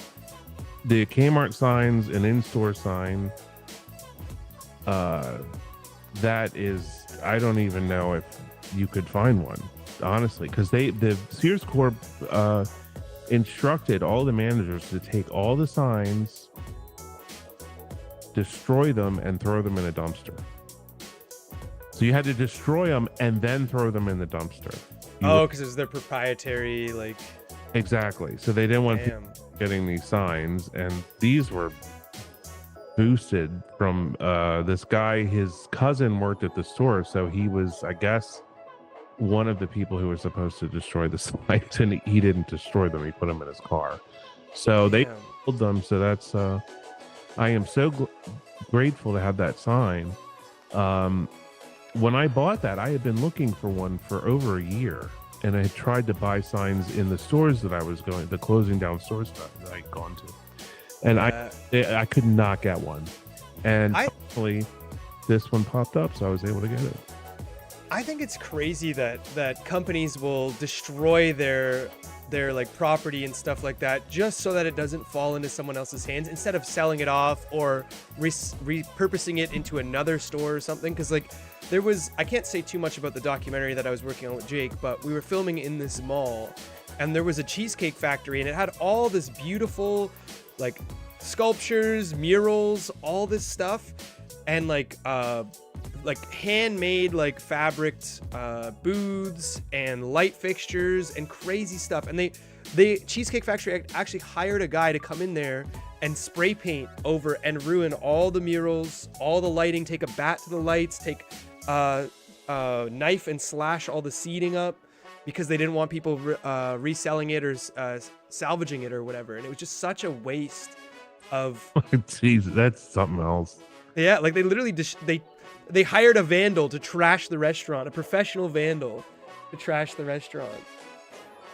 I can't say any detail about the documentary White Lake Productions, and I think Josh from White Lake Productions is saying that Seminole Mall is closing down, or Seminole Town Center Mall was closing down. They wanted to let you know that earlier. It's Seminole Town Center Mall in Florida? I think in Florida, yeah. I'm not 100% sure on that, but I believe, yeah, Seminole, Florida, the Town Center Mall. And Beyond Fast, I wanted to ask also if you had a favorite vaporwave artist. My favorite vaporwave album, I'm not going to say artist, but album, is Disconscious Mattress. No, wait, what is it called? This Hologram Plaza. Is that the one that you'd play just like at any given time in your office when we were just like chilling? Yeah, I play it all the time. I listen to it all the time. It's a great album. It's called Hologram Plaza. It's by Disconscious, and it's a vibe. Hell yeah. Ange, they had you destroy, when GameStop closed down, they even destroyed the proprietary property of GameStop. Yeah, that's what they do. I could not believe they were just, because Kmart is like not a thing anymore. It's gone. So why would they not want to archive, in-store things like signage and stuff like that? Like that sign up there is Priceless now. well, it's 35 inches by 35 inches. It's huge and it's heavy. It's made of foam core and plastic, and the letters are three-dimensional, so they're on top of cut styrofoam with plastic on top. And it's just a beautiful piece. It's in perfect condition, and I think it. I don't know. I had it in a closet for a long time. I was like, what the fuck am I gonna do with this? But now that I have it up there, I kind of like it. I think it looks good where it is there. I think is there good for my brand? My brand. your image. Yeah, my image is good for the brand. Is it possible to put LEDs in behind it? Like, is there fittings for lights to go in behind it, or is it just supposed to be like one opaque sign? Oh, you mean when it was in the store? Yeah. No, it was just it has two things on the back that you would hang it with. Oh, I see. But it was just hung and glued to a wall. It was not. There wasn't lighting around it or anything. Well, maybe you can get some like hook lights on like Amazon that hook around and like a project light on from like the top down, kind of, so that you can get some. Oh, that's not a bad idea. Little display going there. It's a great idea, Brendan. Why don't you make my life a little more difficult? I'm just trying to help, okay? Can't wait to. There was also. Remember when we were driving through? Sorry, what were you gonna say? My computer says it's 6:30. 6:30. It says 9:30 for me. Oh. I think you're 3 hours behind. Yeah, I don't know why this thing says 6:30. Maybe it just needs to be adjusted. Yeah, I think it's on California time. Oh, I see. But yeah, remember when we were driving through. I think it was Virginia or West Virginia, and there was that barn that had a giant Kmart red K on the side of the barn, and you wanted to like try and find the owner and ask him if you could buy it. Oh yeah, I remember that. It was just like this. It was like literally the size of the side of the barn. It was actually from a store, so the sign used to be on the store roof. It was like a roof sign. Yeah. Oh, yeah. It was it was like one of the ones that would have been over the front marquee or like entrance. The front door, right? Yeah. Yeah. So when I was so desperate just to find a sign. Then when I found one, I put it in a closet. But in a way, now that it's out and it's up there, it looks good. So it's a good place for it. I had a viewer on Patreon who works for a museum, and the museum contacted me and asked me if I would loan that to them on a permanent loan, basically like donate it. Yeah. But I'm not ready to part with it yet, but I told them down the road it's theirs. So when you croak, right. When I die, it'll go to the museum.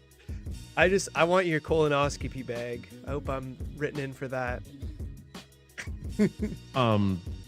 Actually, Brennan, my colonoscopy bag is going to have a hot latex pussy on it. Oh my god! And you can sit next to my bed with the bag, and while I sit there on life, while I'm on life support. Fuck it, I take it back. Forget I said that. I'll take the bedpan over that. Don't you want a hot pussy? A colostomy bag pussy?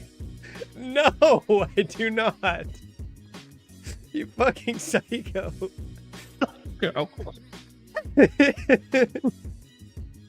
It's molded after your own mother's taint. You would be the one. I feel like I'd get a letter like summoning me down to Baltimore. Your dear friend Dan has passed away, but he left you something in his will. Fuck his colostomy bag. Yeah. His final movement is in there. He wanted you to have it. That's how special you were. He had spaghetti, look. He also had worms. He had a tapeworm. No, it's tapeworm. Oh my That's god. why he was so thin. He wheeled down to nothing. The tapeworm ate all of his food. Oh my god. But put it in. Wait, Brennan, before you have sex with the colostomy bag, let's put it in the microwave. Ew. Ew. Okay, that's fucking enough. Let's heat up the contents so it feels like a hot, wet pussy. Dan, I love you, but shut the fuck up. We're done with this bit. What the fuck? God.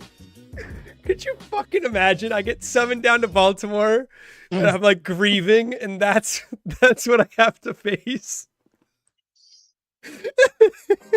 Wait, Brennan, let me boil some water so we can heat up the bag. It's like a potable meal. It's oh my god. Oh, you get to ejaculate inside Dan Bell's last bout movement. Oh. In Oh the my- hot, wet colostomy bag. Oh my god. It's real demon hours here. Oh my god. Oh my god. How does your brain fucking come up with this shit? I have problems. Problems. Brain no work. Problems. Brain no work right. Oh my god. Oh boy. But yeah, I'm sorry if any children were watching. all the 9-year-olds that watch the stream. I'm sorry, cover your ears. It was a bad segment. To everyone that was eating too, I apologize. Kids, a colostomy bag's nothing but a balloon. Oh my god. Just Okay, so have you been working on any cool projects lately, Dan? What have you gone out to go film? I've been filling diapers. Shut the fuck up. I have a new sponsor, Depends. This video is brought to you by Depends. Oh my fuck. Depends. I filled my Depends. Oh my god. I don't like to end early, so I just evacuate my bowels while I'm filming Urbex videos, or while I'm walking around a mall after I've had a huge meal at Pollock Johnny's. I fill my closet. Fucking shit. Please, it Depends is gonna send me my check. Please buy some Depends for your parents. You know what, Dan? On second thought, I don't know if I'm going to be able to come down in February. I think I might have a cold then. I might have a scheduled illness. Oh my goodness. No, that's funny. Hello to everyone that just joined, and I'm sorry. Hi. What is this character? You're like a disheveled old man, but an infant at the same time. Hi. That's like someone we know. Oh my god.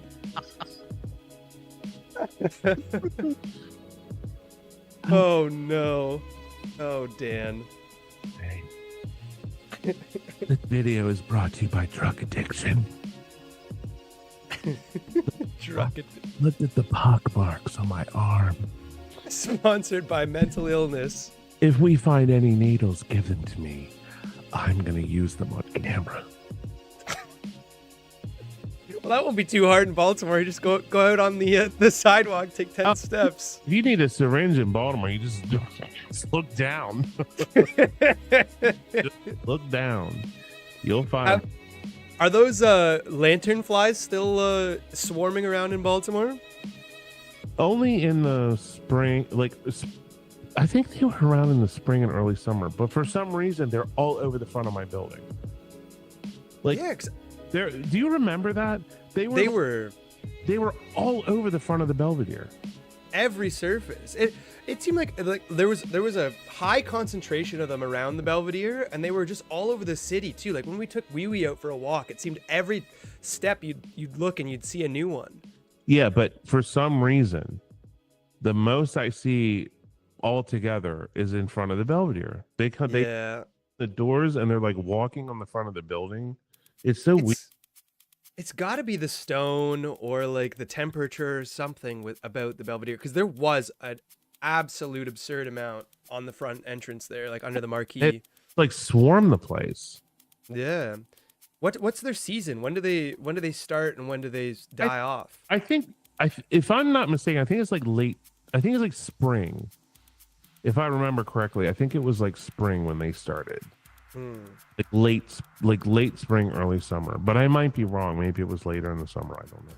And are they migrational? How do they survive the winter? Those things.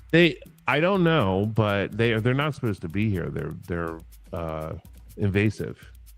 Yeah, I know, because everyone, I've seen like a couple video clips of just them swarming fucking everywhere, and people are saying like you're supposed to kill them on sight because they're taking over, like eating crops and like fucking with the farm fields and stuff. Yeah, they're beautiful though. They're beautiful bugs. Yeah, they have a very interesting look to them, but like, I mean, I guess you'd call them beautiful, but there's so many of them and they're just weird. They're beautiful. They're problematic, Dan. They're beautiful. Just like you. Oh, bugs. Only beautiful little bugs.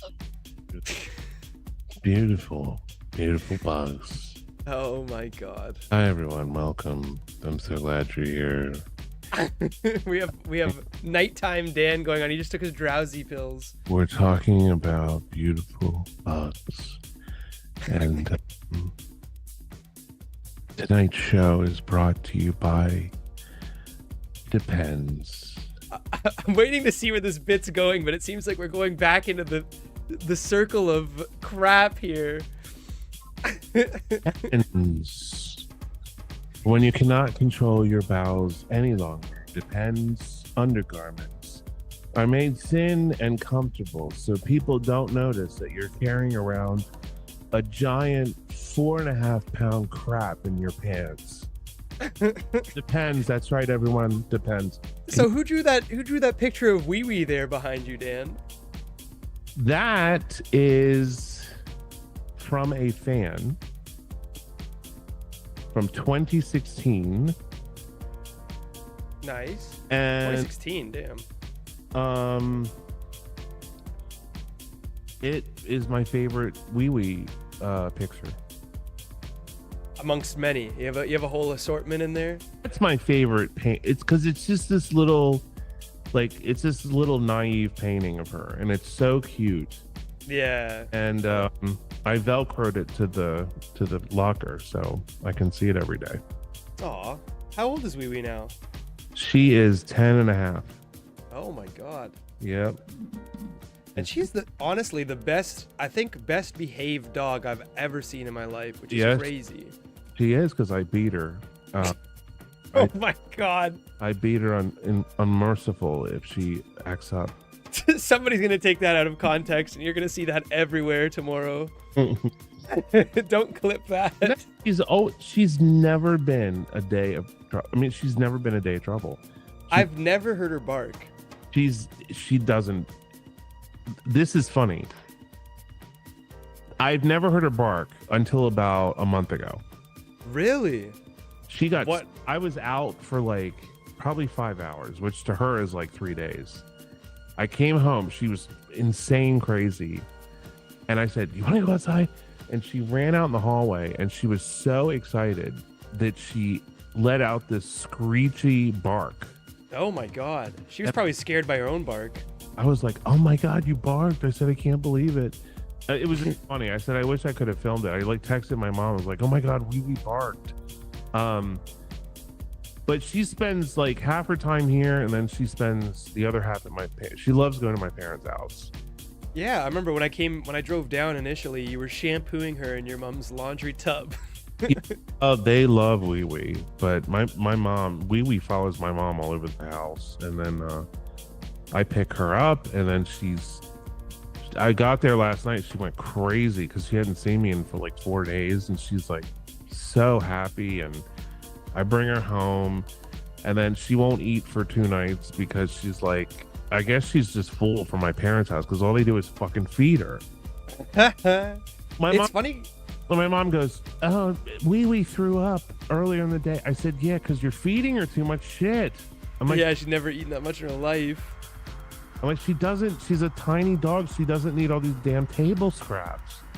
The thing that I find so funny about Wee Wee is her personality is literally the exact same as your personality. Like, she is very much like a diva dog. Like, when we're taking her out for a walk, I find it hilarious. Like, other dogs will like freak out and start like barking, and like they'll be on their leash and just like trying to get at Wee Wee, and Wee Wee just like literally looks and like rolls her eyes and like looks disgusted. She has nothing to do with that. She just she's like Dan will go like, oh, and then Wee Wee will literally do the exact same mimic that exact same expression. She is the best, funniest little dog I've ever had. I love that dog. I've had her since she was a tiny little puppy. And I got her right around the time I filmed Margie and Scott. It was after the movie wrapped, and I was editing the movie. And we went to we were driving, and there was a sign on the road that said Japanese chins. And we went, and it was she was a rescue or something. I can't remember. But what we gave them, it was a donation. And then she was mine. I said that can't be. I'd never seen a chin puppy before. And that's incredible. My other dog, Jasmine, was a chin, and she had been used for breeding, and so the people that were breeding her just gave her to me. And so I only had her for 5 years because she had heart failure. And I loved that dog so much. The chins are just great dogs. They're really funny, but I think it was just fate, seeing her there, and I was like, I gotta get this dog. So I took her, and then the first 2 weeks I had her, she kept wobbling and falling over, and I'm like, oh God, here we go, she's gonna die. And the vet said, I had to take her like 2 or 3 times, and the vet finally said, she's fine. She's just a puppy. They're gonna do weird things. He was right. Well, that's good at least. It's crazy too hearing that Wee Wee is a rescue, because usually rescue dogs are like have some serious like trauma or like behavioral issues from like previous abuse. Yeah. This dog, she's gonna be my last. I think when Dice died, that just killed me, and like I just said at that time, I was like, I'm not getting any more dogs. Even Dice was a good dog too. He didn't bark at all either, really. He barked maybe once or twice the whole time I was there when I loved that dog. Yeah. And I don't understand why he had to go. I still don't understand it, but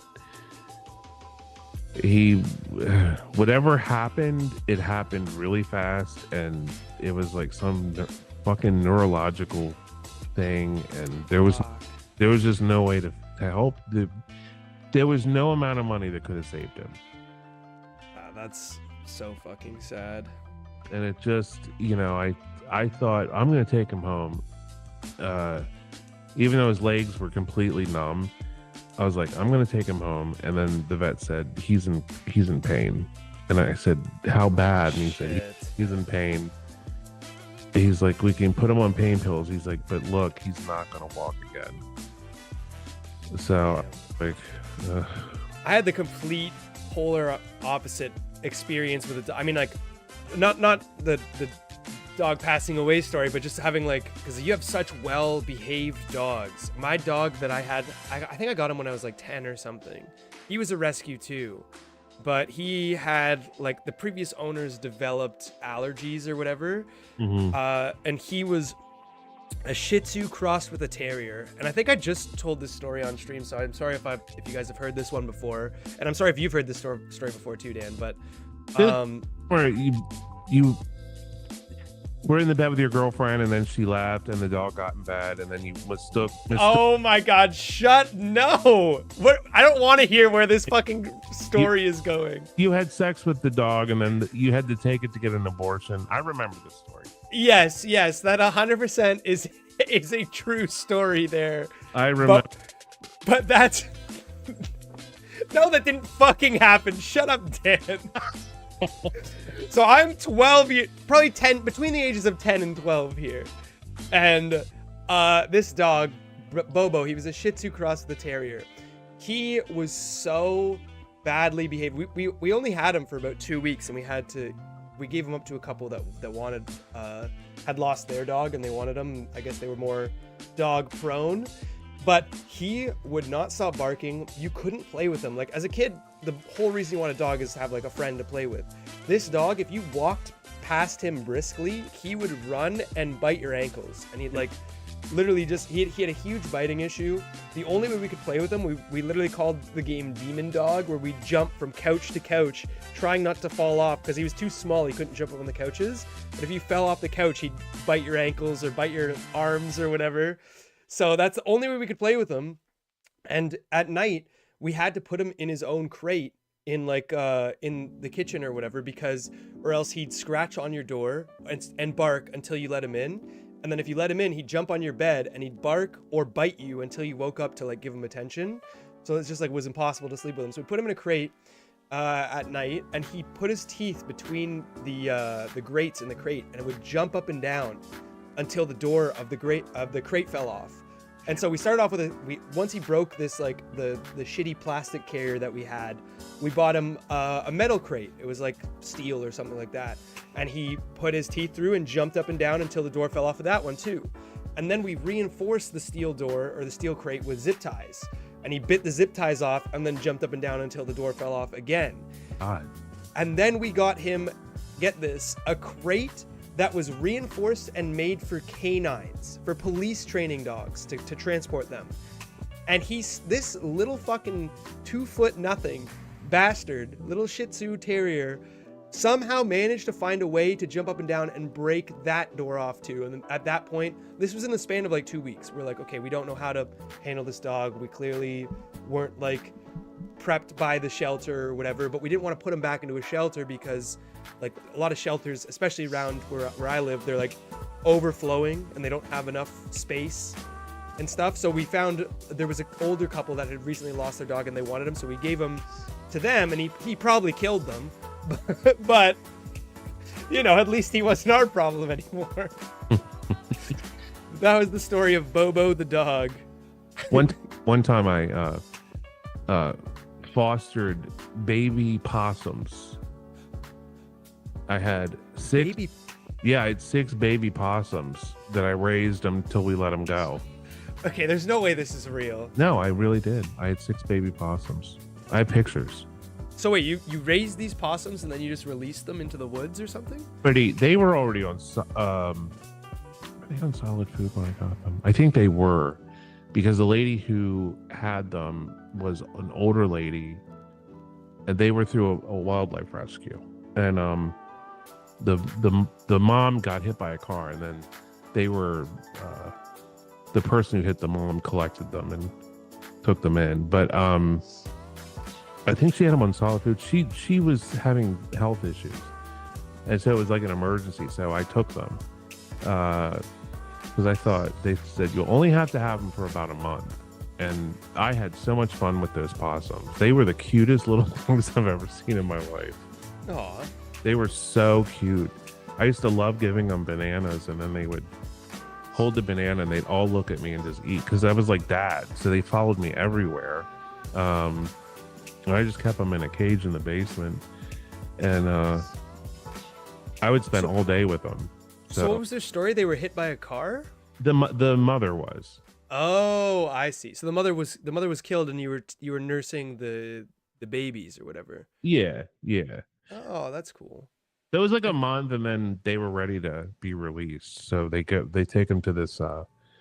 It's like a property where the people that own the property allow wildlife release on this. It's a big piece of property. Oh, that's cool. And so wait, you gave them to somebody who releases them professionally, or? Yeah, yeah. It was through a wildlife rescue. Oh, that's cool. So did you have to sign? Was this like a program you signed up for? Mm-hmm. Yeah. Oh, that's cool. I think. How long ago was this? 15 years ago. I think. Once I don't even want. I mean, it seems so morbid to think about, but once Mama's gone, I'm probably gonna go back and start volunteering again because I do miss like volunteering at the pound and stuff. Because it's just I don't know. It's just rewarding to get dogs adopted. So, and cats, dogs and cats and rabbits. Yeah. Oh yeah. Hamsters come in and we adopt hamsters out too if we have them. But I'm gonna go back and do that again because I don't want to get another dog. So as long as I'm around the dogs and helping, I'll feel good about it. Yeah, it's like very similar. Right now I just send checks. Hey, that's at least you're doing something. Yes. My first and last time ever volunteering at a shelter, because my sister, I don't know what she was doing it for, but she was volunteering at our local shelter, and she had been doing it for a couple months now. And she had like regulated shifts. She was there super often, and I think I was like 15 or 16, and there was one shift that she couldn't go, so my mom and I went. And my allergy's gone down significantly because like I've just like brute forced my way through my cat allergy, but I used to be pretty allergic to cats to the point where my eyes would swell, I'd sneeze a lot and stuff. So we went to this local shelter and we got to see the animals. I didn't really get to play with too many of them, but I was like cleaning out the litter and like cleaning out the cages and stuff. But like some of them would come up to you and like you'd pet them or whatever for a second. But I wasn't having like the fun interactions with the animals. I was just deep into like the stuff that I was allergic to. So my eyes were like all swelly. And I remember I had this giant chai tea from Tim Hortons, and it was like I just had it because like they only had one desk with like all their bookkeeping and all their like stuff. And so I'm drinking this chai tea, and like my allergies, I'm swelling. I'm like, oh my God, okay, like I'm finishing up my shift. At least I can get out of here and like get some like medication because I forgot to take my allergy pills that morning because I didn't think it would be that bad. And as I get a full mouth or a full swig of this chai tea, I sneeze and cough. The tea goes out of my mouth and all over the records and all over this poor cat that was sitting in the reception chair. Oh no. And the thing got soaked in chai tea. And the lady was coming out because she was bringing a new tray out or whatever, and she's like, oh my God. And I was like, I'm so sorry. I didn't mean like to do anything like this. She's like, how did you have that much water in your mouth? And I'm like, it was tea. And so we had to like give this poor cat that probably hates water, hates liquids, a bath. It like, as soon as I sprayed it with my tea, it like sprinted and started running around like it was on fire. And it was just like caused so much pandemonium because once it started running around, the dog started barking. I just started this giant chain reaction of chaos. And needless to say, I was not asked to come back. Did they still sign the court papers where, you know? Yeah, the animal abuse. Did they sign the court papers when, you know, your community service forced volunteer shoplifting or something? Oh yeah, no, it was my sister volunteered there on her own. It wasn't community service. I was just helping to cover one of her shifts, but I unfortunately ended up spraying a cat with chai tea and botching all of their records with chai tea and causing the dogs to freak out. Hey, please, you know, if you can volunteer, even just, you know, one Sunday a month, it helps. All animal shelters need people, so, you know, or just fill your car up with dog food if you can. Yeah. AJ said, I rescued an injured starling a week and a half ago, gave her to a wildlife rehab volunteer. That's nice. Very sweet. I rescued a bat when we lived up the street here at the condos. This guy said there's a bird in the courtyard and it's weird. He said it's on the ground and it's hissing, and I said that's not a bird. I said it sounds like a bat, and I went down and sure enough it was a little bat, and I put him in a box, and that fucking thing was hissing, and oh God, it was the most pissed off bat I've ever. Probably terrified. Yeah, oh, he was scared, but yeah, he went to I took him to the wildlife rescue. They have people there that have the that are trained, or they have the vaccinations to handle bats. So you have to be vaccinated to be able to handle bats. I think wing was broken or something. I forget what it was. Oh shit! So that's why I was like freaking out. He probably ran into something. But yeah, he was a hissing little bastard. Remember when we were on stream? It was the last stream I did when we were on our road trip. We were actually back in Baltimore, and we were driving through that alley, and that girl was feeding all the strays in Baltimore. Yeah. She good for her.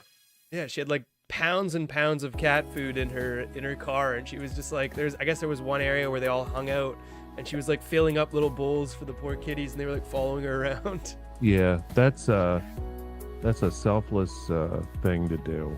Yeah. You know, it's so sad how it's just something, I don't know. It's the animal volunteer and can really fulfill you. It really can. There's a lot of sad stuff too that you have to deal with, but the good stuff far outweighs the bad stuff. Especially when you get, a family comes in and the kids are excited and they adopt a dog or a cat. Yeah, oh yeah. See how thrilled they are, and you know that the animal's going to a great place, and it's like, that is a great feeling. Mm-hmm. Yeah, I think that video also is still some people are asking about it. It's still on the channel. It's one of the videos I did with Dan.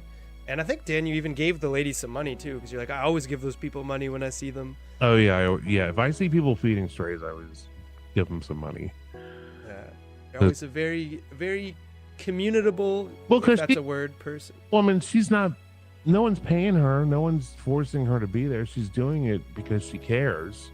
Yeah, it was the middle of the night, too. She had a headlamp on. Oh, that neighborhood. I mean, that neighborhood is fucking horrible. Yeah, she could be raped doing what she's. It's scary there. So I was like, "Be careful, honey." I'm like, "This, she knows," but I mean, she goes out there to feed the animals. So yeah, it's crazy. It was like probably 11 p.m., 12 a.m. That was a brave woman. She probably has a whole bunch of spots around town that she goes to too, because there's a bunch of feral cats. They used to trap the cats. The city, they do this now, but they trap the cats in the colonies.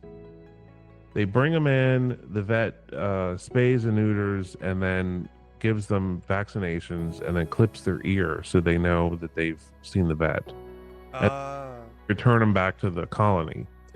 So this way they can't breed, and they don't become rabid.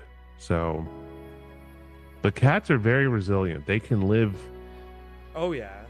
Outside in the cold. They are resilient animals. They're not. We look at house cats and think, oh, they could never live outside. You'd be surprised. Cats are crazy. They are wild. Apex hunters too. Oh hell yeah, they are. And they're super intuitive. I remember my family cat Aruba. It was like my sister, I think it was like her 14th or something birthday, and he saw like all these girls coming over and giving my sister gifts, and he wanted to be a part of that. So he would, like, throughout the day, he kept for whatever reason going into the basement closet, grabbing swimming goggles, and he'd like get them between his teeth, and he'd go up and, like, in front of all these girls in front of my sister, drop them at her feet as like his version of presents. And he did it about 4 or 5 times.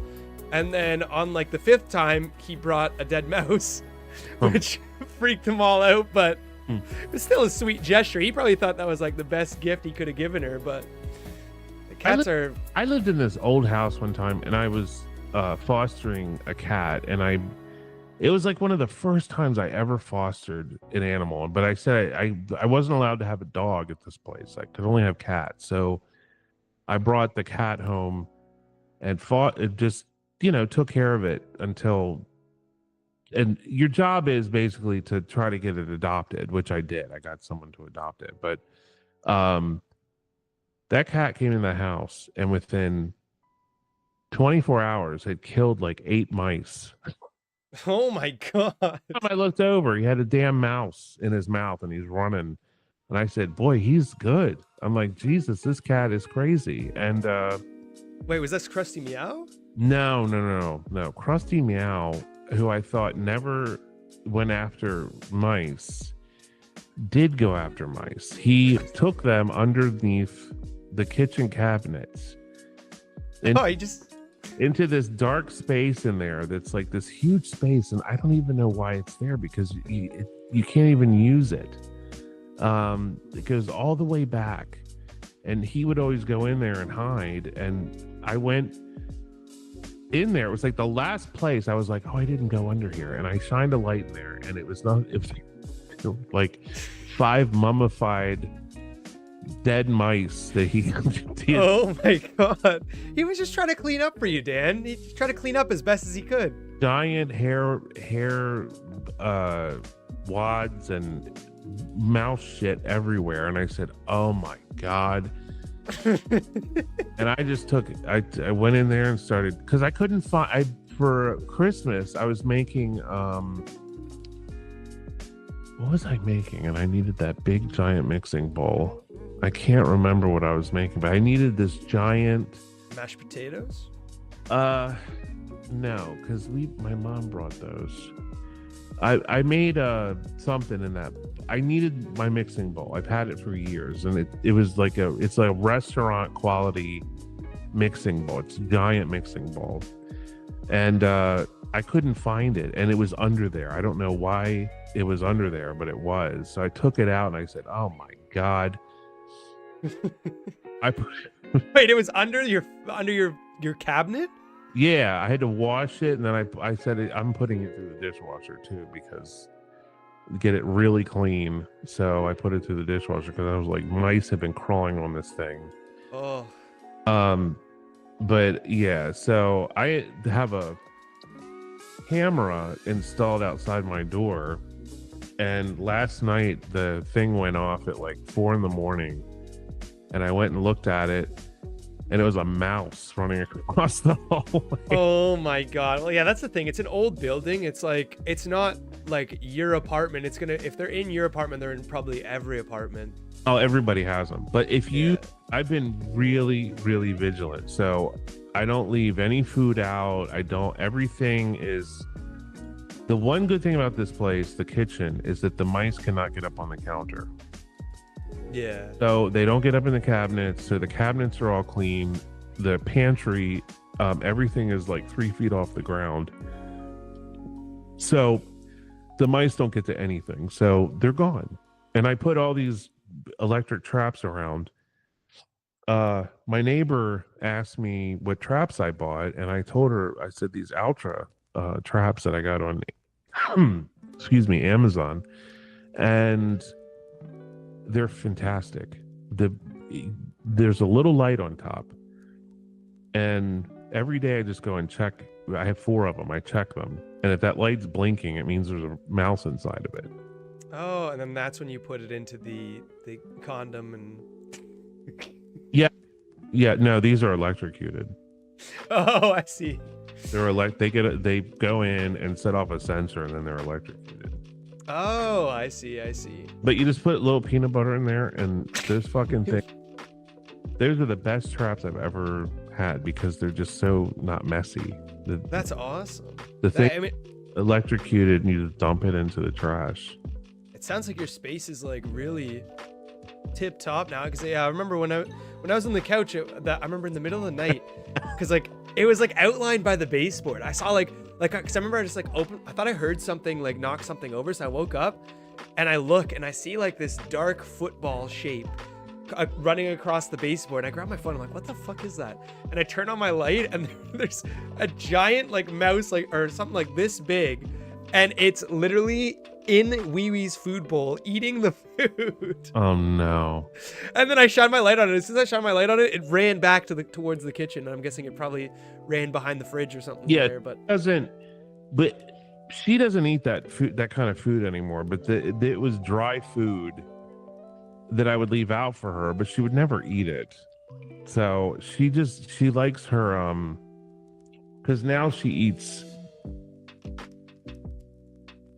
What was that?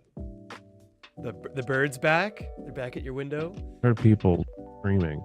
Oh, classic. No, it's like this fresh food that I buy for her, and she loves it. And ever since she's been eating it, her energy's gone up. She's running.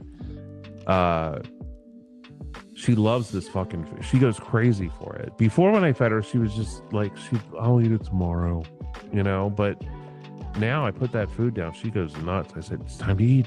As soon as I grab the bag, she goes crazy. Alyssa really likes the hearing how you deal with the mice. Flatline says, is Brennan or Dan gonna read some sort of erotica stories? My money's on Brennan to read the stories. So I didn't read that question in advance, but I don't know if that's really our scene. What is wrong with you, Flatlined? Yeah, we are proper people. You're a disgusting sodomite. Please get off this channel immediately. How dare you insinuate that we would read erotic stories? Disgusting pornographic novels. We are the most prim and proper. Even though earlier we were talking about Brennan having sex with a microwaved colostomy bag. Oh my god, please don't bring it back to that. Yes. That's a fucking enough. Bring this filth to this channel. No, we're not making condom soup, mouse. Sorry. Brandon is embarrassed about this. I'm kind of upset. Well, not upset about it, but we got really oh, I can't wait to hear where this one's going. We were very aroused after going to the massage parlors in Atlantic City. And Yeah. Brennan said, God, these hookers around here, they're just too filthy. I don't want to go this route. He's like, could you take me to a Home Depot? And I said, Brennan, what are you talking about, Brennan? He said, Home Depot. I said, okay, we'll go to the hardware store. Yeah, I was cooking. We go to Home Depot. He buys 2 shovels and a flashlight. And I said, my God, what on earth are you up to now? And we're driving, and he said, there, go there. And it was a cemetery. Oh my God, Dan! And in the darkness, we found a freshly buried grave. Yeah, it had actually been put to rest that day. So it was... Yeah, Brandon and I dug up an 87-year-old woman who had... She still looked good, and we... Oh my God! She was still full of embalming fluid. No, she didn't have embalming fluid. Remember, we were kissing her and maggots started coming out of her nose.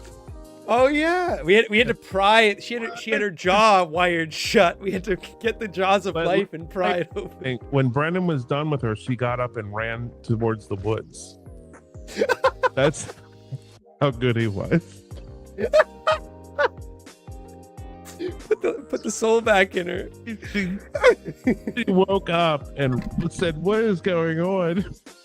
It's my resurrection services. Resurrection.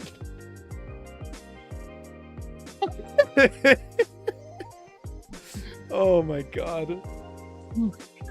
These fucking bits, Dan. You're a resurrection, sir. Did we chase her down? No, we did not. He got and ran. Exactly, FRS. You got it. I got it. I see. I got it. my laptop just died, so I'm Oh, pulling up the. putting this on my big screen. I see. You're still on video. Alyssa says, "Can we vote Dan for some award? He's won plenty." Straying further from the light inch says, "We should get this on some sort of radio show or something. I'm sure people would love to listen to us on their daily commute."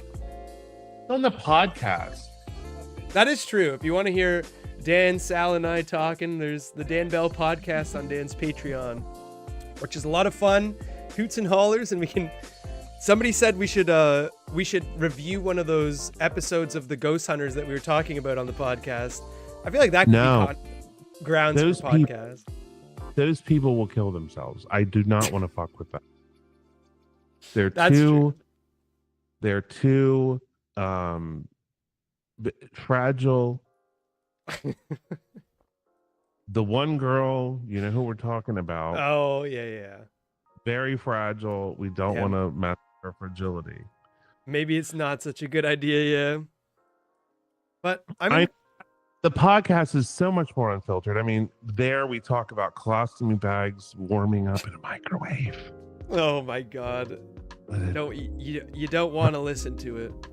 Brennan, talk about the most awkward moment you felt in Atlantic City. In Atlantic City? Yes. D Kazimi, thank you so much for the donation. I appreciate it, my friend. Said thanks for the stream, Bren. Hope you guys make it to Wisconsin someday for adventures. Definitely can make something happen with that. But we're not going to that goddamn flyover state. You don't want to go to the land of cheese? Please. Goddamn flyover state. The most awkward I was in Atlantic City. I think it was when we went to the Lucky 7, when you wanted me to actually go in. Oh. Because first off, my gut fucking dropped. Like, I was like, the whole time, I was thinking, like, because we were driving around, we kept saying on the live stream, we're like, oh, we'll go back, Dan will film it so we can have some content to talk about after, like, it'll be fun, like, it's whatever. I was like, please, like, in the back of my head, I was like, I really don't want to do this. This place looks fucking scary. Because I know you needed to see it, and you saw the inside. Hold on, D Kazimi. I agree. I love Wisconsin. I like Milwaukee. I do. I like Milwaukee. Yeah, Milwaukee's best beer. It killed my grandfather. But no, Wisconsin's a pretty cool place. I was there in the summer, so I drove around Wisconsin, but I really enjoyed being there. Beautiful, beautiful state. Traveled there for hockey once. It's a good place. Lots of yeast infections there. Lots of yeast. The land of cheese and yeast infections. Yeah, there's lots of yeast infections, and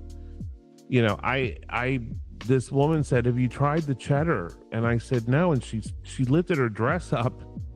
And oh my God. Started spooning this substance out of herself, and I said, "My God, ma'am, what are you doing?" She's like, "This is the cheddar cheese." Did you try it? She put it on a cracker. I had a little bit. Oh my God, Dan.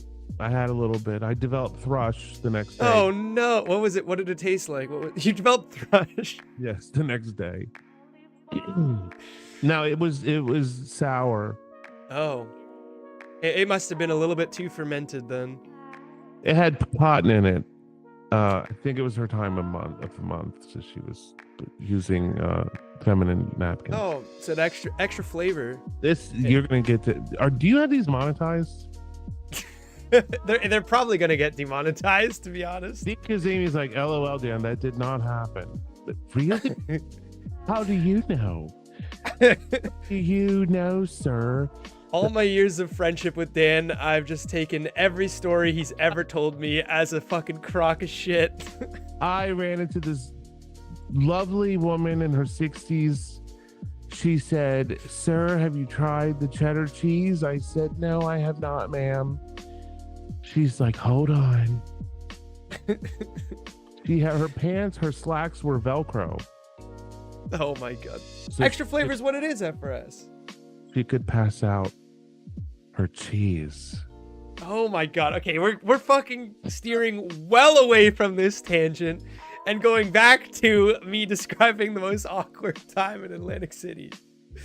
It was definitely going into that lucky 7. Fuck you, Dan. You're always trying to turn this stream into something fucked with your twisted brain. The lucky 7. Let me tell you something. Okay, so when I went in there, and I was so upset, I didn't have a camera on. I should have worn the damn glasses. That was the seediest fucking place I have ever seen.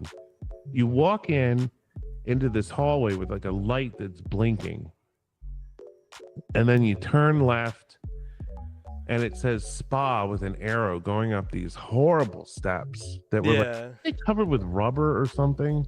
They were carpet, but they had the plastic laminate on them, like as if to preserve the already stained and disheveled carpet underneath. Yeah. And it was a gross, like pink rosé colored carpet. Horrible, and it stunk. And then you get to the second floor, and there's the spa, and this woman answers the door, and it's like, "Honey, you are like 35 years past your prime. What are you doing?" And I was reading, because people like, I was reading an article. I don't know if it's an article or post, but like, it was like a morgue flatlined. Oh my god. They're always saying like it's like sex trafficked women in these places.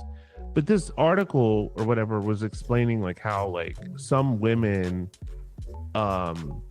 that work at these places, like the older women, they are not trafficked. They like come over here to work at these spas and make all this. They make a lot of money because how much did she want? $250? Yes, it was $250 for massage and boom boom, or whatever she was saying. $250. So the guy's going to give her probably $300, right? So if she does 5 clients a night, and then you times that, I mean, she's making a lot of money. Yeah, and you when you went there, you said she had a client. Yeah, there was somebody there already, but she was working the place by herself. I don't think there was anybody else. No, she probably. I wonder if she owned the joint. I don't know, but she was. I could not believe. Yeah, not as. How much is a massage? I'm thinking like they usually say like $70 or $60. I mean, how much is a massage in this place? It all says $70 on the thing in the front. It'll say like massage 1 hour, $70. Yeah. I go in and she's like, it's $250. I said, $250. I said, what the hell kind of massage is this? And she's like, boom boom. And I was like, okay. That's the price to get into the triangle. Yes, ma'am. Oh my god. But yeah, this place was, just picture the seediest looking. It was the offshoot of a regular building. Like it was in the alley. Like it was a side entrance with a decrepit old neon sign that had faded away that said Lucky 7, and it had like a phone number that probably wasn't in service. And I was like, Dan's like, you have to go in. You have to experience what I did. Please do it for a podcast. And I was so afraid that she would like bring me into the room and I'd be like trapped. But he's like, just don't bring your wallet and don't say you have any like cash and you'll have to come out and get cash or whatever. But I fucking panicked. My brain was like not working. I walked in there. The walls are like, first off, it feels like an old apartment building. Like there's like shit in the hallways, and there's a small sign that says spa with an arrow pointing up the stairs. And then there's a spray painted arrow pointing up to like another stairwell. So you walk up there, and then there's this door. It's fully pink, but it's like a reinforced metal door with like a slide and like a window, but the window has the slide covering it or whatever. Yeah. And I'm like, okay, this can't be the spa because this literally looks like a bank vault. So I walk past it, and then I guess there's like cameras everywhere too. And I turn the corner where there's up to the 3rd story, but there's no lights on in there. So I just go like, hello? And then I hear a voice coming from like a speaker behind the door, and they're like, oh, hello, 1 minute. And then I walk back over to the armored door, and the lady's like, "Are you here for a massage?" And I was like, yeah." And then she opened the door and she's like, "Oh, come in." And she like closed the door on me, but like she was like, I want to speak ill, but she was like very scary, and you could tell. It wasn't I don't know. scary. She was just older. I mean, she was an old lady. I don't. She was wearing like this weird like night dress. I don't know. It was very made me very uncomfortable. But like I didn't make it past the lobby. I was like, "Oh, I don't have my wallet on me. I have to go back to the car." And she's like, "Because oh yeah." And the one thing that freaked me out is I guess she has cameras like out front. She's like, "Is your friend in the car out front?" And I'm like, "What car?" And she's like, "The truck that you came out of." And I was like, "Oh," she was watching me the whole time. I was like, "Yeah." She's like, "Does he want to come up too?" And I was like, "Oh, okay." I was like, I left my wallet in the car. I'll be right back." And she's like, "You're coming back, right?" And I was like, "Yeah." And then I just like hightailed it out of there and ran to Dan. I was like, "We need to leave." Brandon, we could have did a couples massage. Oh my! Well, that's what we try to do after, because once I had essentially popped the cherry of going into those spots, for lack of better words, I was like, fuck it. You know what? My mental state can't be any lower right now. Let's just go for it. So Dan and I just started. We went into like these places, and we were just like, out of curiosity to see what it was like. And we just kept saying like we didn't have cash because they like obviously we knew they wouldn't take credit card, and that's how we used as an excuse to back out, like so we actually didn't have to go through with like the full whatever. We just wanted to see what the inside was like, what the people were like. But besides that, it was like some of them were pretty scary. But the only time I panicked besides that was when they tried to separate Dan and I, because like I was sticking to Dan like glue, because I didn't want to spend too much time in these places, and I didn't want to go in there by myself. What do you think is going to happen though? I mean, seriously. I don't know. It was just a different experience. They don't like. Well, they put me in a, like that separate room, and she's like, "Okay, wait here." And then I was like, "Okay, like, how do I get out of it? How do I get out of this?" I thought it was fascinating. I mean, I thought it was fascinating too, but if they would have came into the room and like started rubbing up on me, I would have been like, "No, I can't. I'm sorry." Well, you pay. You have to pay first, and then they don't play until you pay, eh? Yeah, it's not. They're not that nice. They're working girls. They don't rub on you until you give them some money.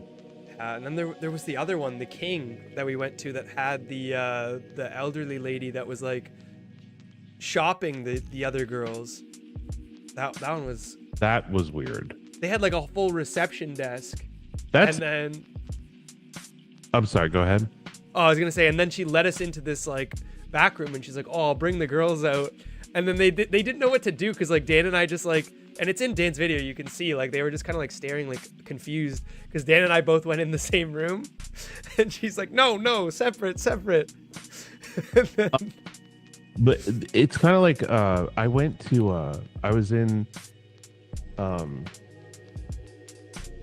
Reno, Nevada, and I knew that I saw a postcard for the Bunny Ranch, and I said, "Oh, that's that HBO place, the brothel."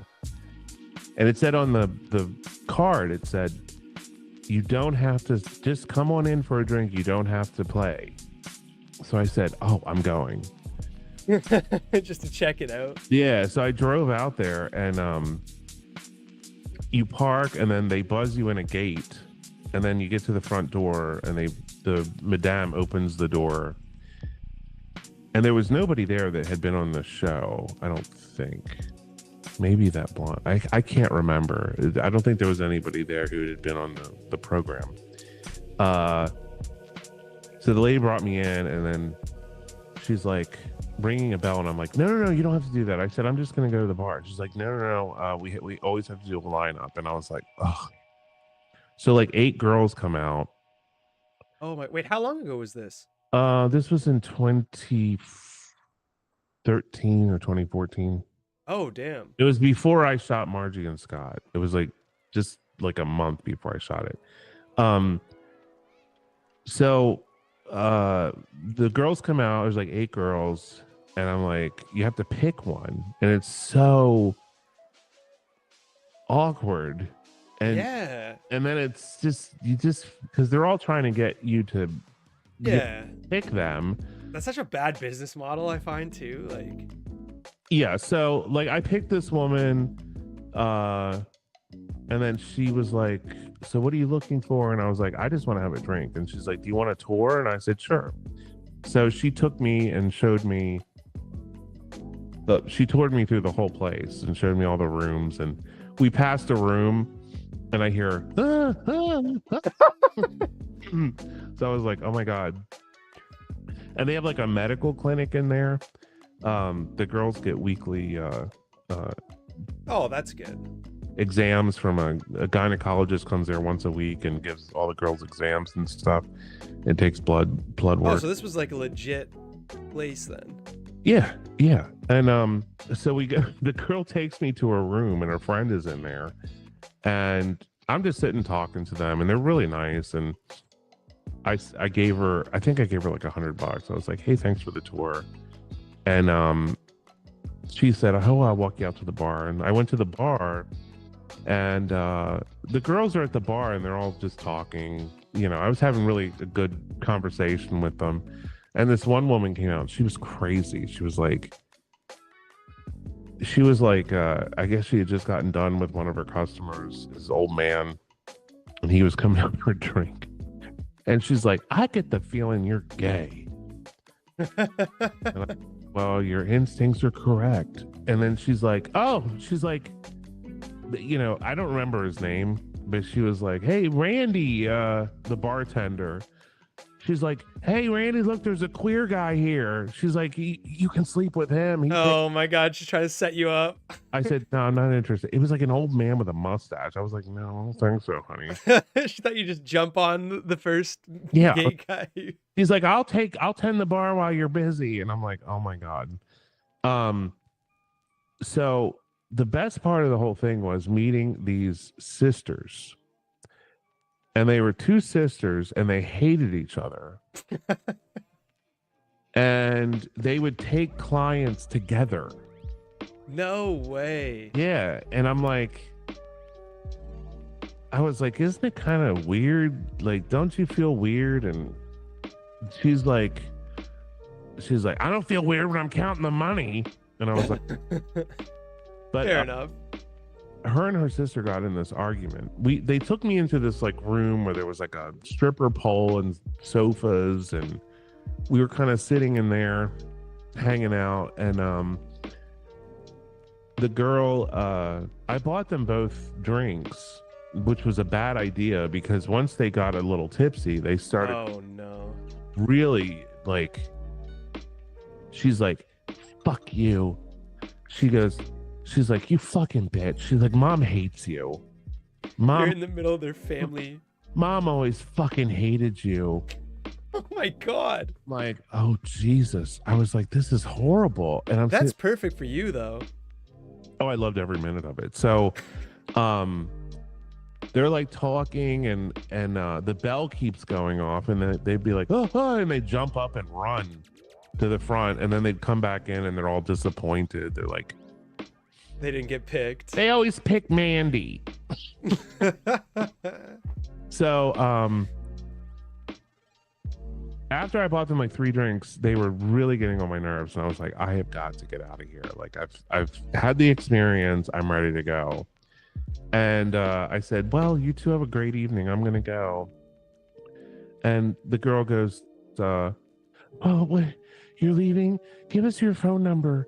And you know, and we will call you. And I was like, I was like, okay. And I gave him my number. I really should have given him the wrong number, but they started like the one would text me and say, oh, my sister and I got in a huge fight. She slapped me. Could you send me $100? What the fuck? Were you like their emotional support gay guy or something? I never responded because I was like, there is no way I am getting involved with this bullshit. So I never responded, but man, they were just like, all the rest of the girls were so happy and funny and yeah, they were depressing. they're just having a good time. These two, even the woman who was like, she's like, "You're buying them drinks?" And I said, "Yeah." And she like looked at me and rolled her eyes, and I was like, "Oh." They didn't get along with anyone, those girls. All the girls there hated them, but that You was know how fun. to pick them. Imagine. Oh, sorry, what were you saying? I was just gonna say, imagine getting a text from a prostitute saying, "My sister slapped me. Can you send me $100?" What the fuck is this? And it was like 3:00 in the morning when she texted. I was like, "Is she blind?" I went to the other place that the guy who owned the bunny ranch owned. It's called the Alien. It's out in the desert. The Alien. Oh, is it like near Area 51? Yeah, yes, I think. And I think it's on the extraterrestrial highway or whatever, but it's like a gas station and like kind of like a truck stop kind of place. And then there's a brothel there too.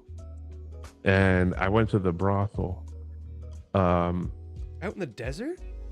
Yeah, it's out in the desert. And I went to this brothel and walked in, and you had to pick, right? I said, "Oh God." So I just picked this lady. She was an older lady with like huge boobs. I told her, I said, "I'm just checking the place out or whatever." And she's like, "Oh, come with me." And she showed me around, gave me a tour. This place was a lot less exciting than the bunny ranch.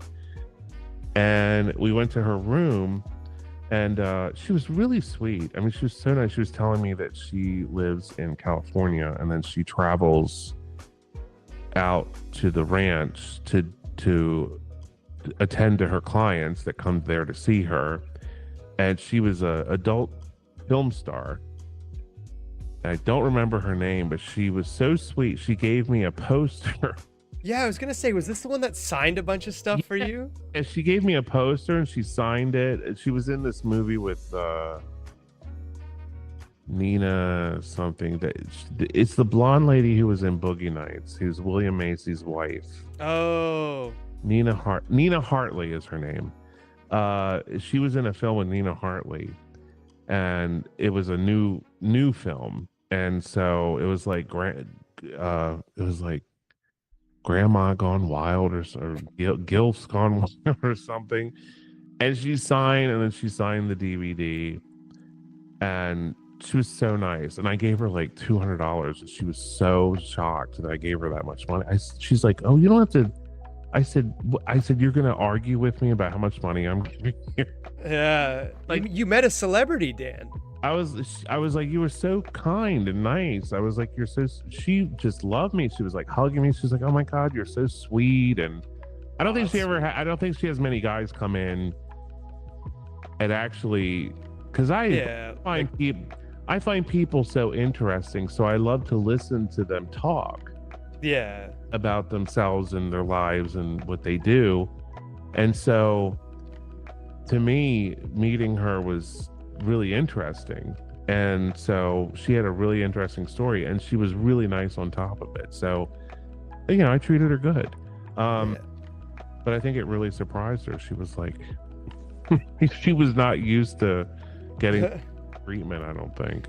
No, that is very wholesome. And I feel like that's like the filmmaker in you too. Like you definitely like hearing people's stories. And I think that's how Margie and Scott came about. Yeah, totally. But I mean, I love talking to people. I talk to people on the street. I love. Oh yeah. Wee Wee's great for that, because I'll walk with her, and then people are always like, "Oh my God, she's so cute," and then I start talking to them, and yeah. You really do talk to everyone that we walk past. I remember even when we went into like the Lexington market there, you talk to the officers outside, you talk to the old lady at the counter. Oh yeah. I always talk to everybody. Do you still talk to listen, when I walk in a room, I say hi to everyone. Yeah. It's like, "Hey, hi, I'm Dan, hi." Because that's the way it should be. Be welcoming and fun. You never know who you might talk to or what ideas you might get. Oh yeah, that's what I try to do too. Like when I'm out for a walk or something, if I'm walking past people, I always try to give them a little greeting. Because I mean, you should be. I feel like society's in a general has gotten so much like to the point where it's like stare down and don't talk to anyone. We're not talking about when you go out and rape and murder women, okay? Oh my god! That's totally different than what I do. Shut the fuck up, you asshole. Do you still talk to the people that you filmed, some of the people you filmed Go Motel with? Because I remember you were showing me old clips. I think it was like a New Year's clip or something, where you had the old guy from. Yeah. Well, Douglas, most of the cast is dead. Damn. So the Charisse was here just, a few days ago. Oh, that's the same Charisse? Yeah. Oh. Tanya, who played Brenda, I talked to her briefly when the remaster happened, because we were going to do like a interview kind of thing, because at one time they were going to show it at a theater here in Baltimore, and then I pulled it out because I just thought what they were doing was fucked up. I don't like the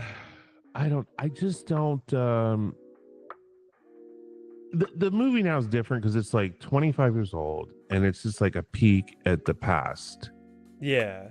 And it's like early, like late form, like high 8 videotape filmmaking. And people like that stuff now. Well, yeah, it probably was a pain in the ass to cut back in the day because did you cut it with 2 VHSs? Yeah, I did 2 VCRs. That's crazy. I bought this fucking thing from Radio Shack that you could add music to your party videos. That's insane. How I put my music in. Mr. Raven says Douglas was cool. Didn't you get him a full set of teeth after you finished the film? My dentist, Dr. Woodward, I said, I have a friend whose teeth are just terrible. Could you help him? And he said, bring him in. And so Douglas went in there and Dr. Woodward said, oh, I'm going to have fun with this one. He was excited. Douglas, he was excited to. His teeth were so bad. Douglas showed his teeth off in the movie. There's a scene where he's getting a blowjob and he's grimacing, and I film his teeth, and I remember him saying, I said, would you show, will you like show your teeth and stuff? And he didn't want to, but then he relented and said, I'll do it. But it was hard for him because he was really self-conscious about his teeth. But he got dentures, and then he gained all this weight because he could eat. Damn. He got like a belly because he could fucking eat food for once. He couldn't eat he was in pain. I said, how can you go around with this fucking pain with these? Yeah. But no, we got him teeth. They look good too. I remember you pointing them out on because I'm trying to remember. I remember you showed me some clips of, I think it was New Year's, like way back in the day, probably like 20 years ago or so, and you were just filming him singing in your apartment. Yeah, it was New Year's it was Halloween of 2001. Damn. So it was the fall after we did Go Motel, because that summer before the Go Motel came out, and I nobody wanted to hire me. I'll play the sob music right now. After seeing that abortion scene, no one wanted to hire me. When I did Trapped and Terrified, Prince, who's in the Go Motel, he plays Mookie, played the drug dealer in Trapped and Terrified. And unfortunately, that was the last time we ever worked together because he died during COVID. No. Yeah, he died, and Jane D'Adamo's dead. David Marshall, Susan Walsh. Susan Walsh is in the movie for just a couple of shots. And she was in Pink Flamingos. She was the woman in the basement that was pregnant in Pink Flamingos, and she was also in Female Trouble. She played Chicklet.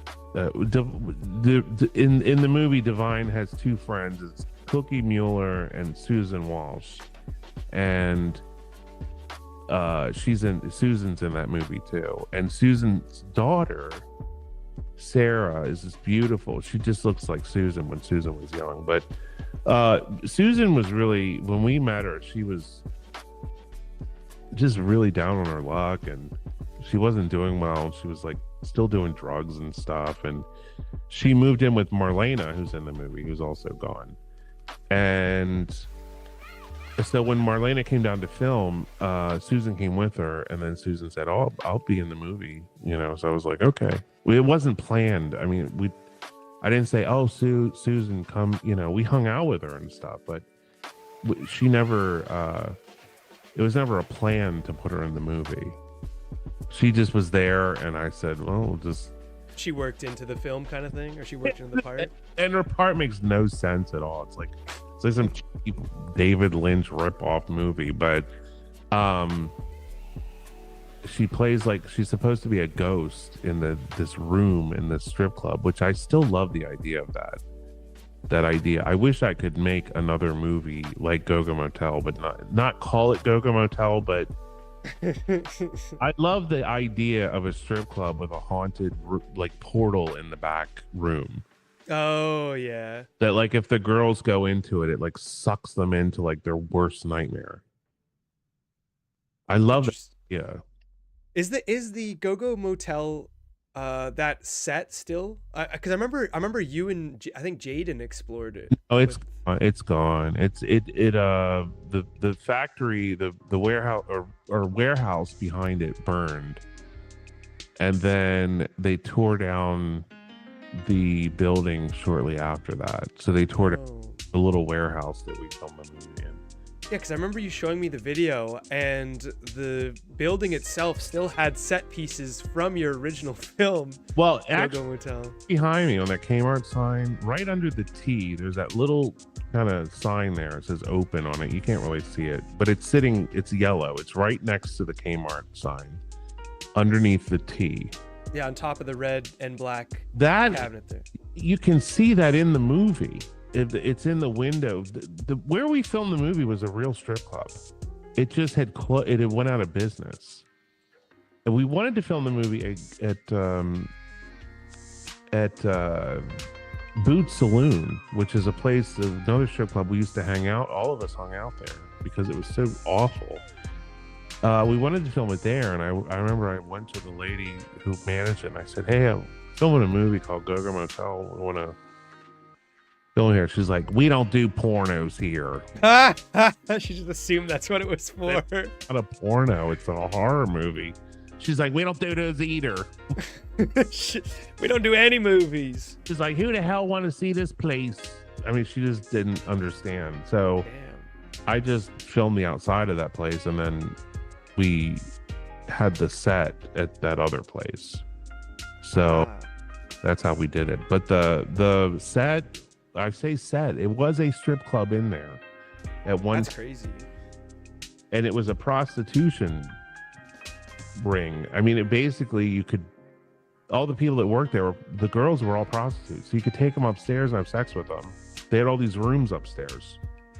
Did you ever go to the place while it was open? No, I never. It was an invite only underground kind of place. Oh, really? So you had to know somebody to get in there.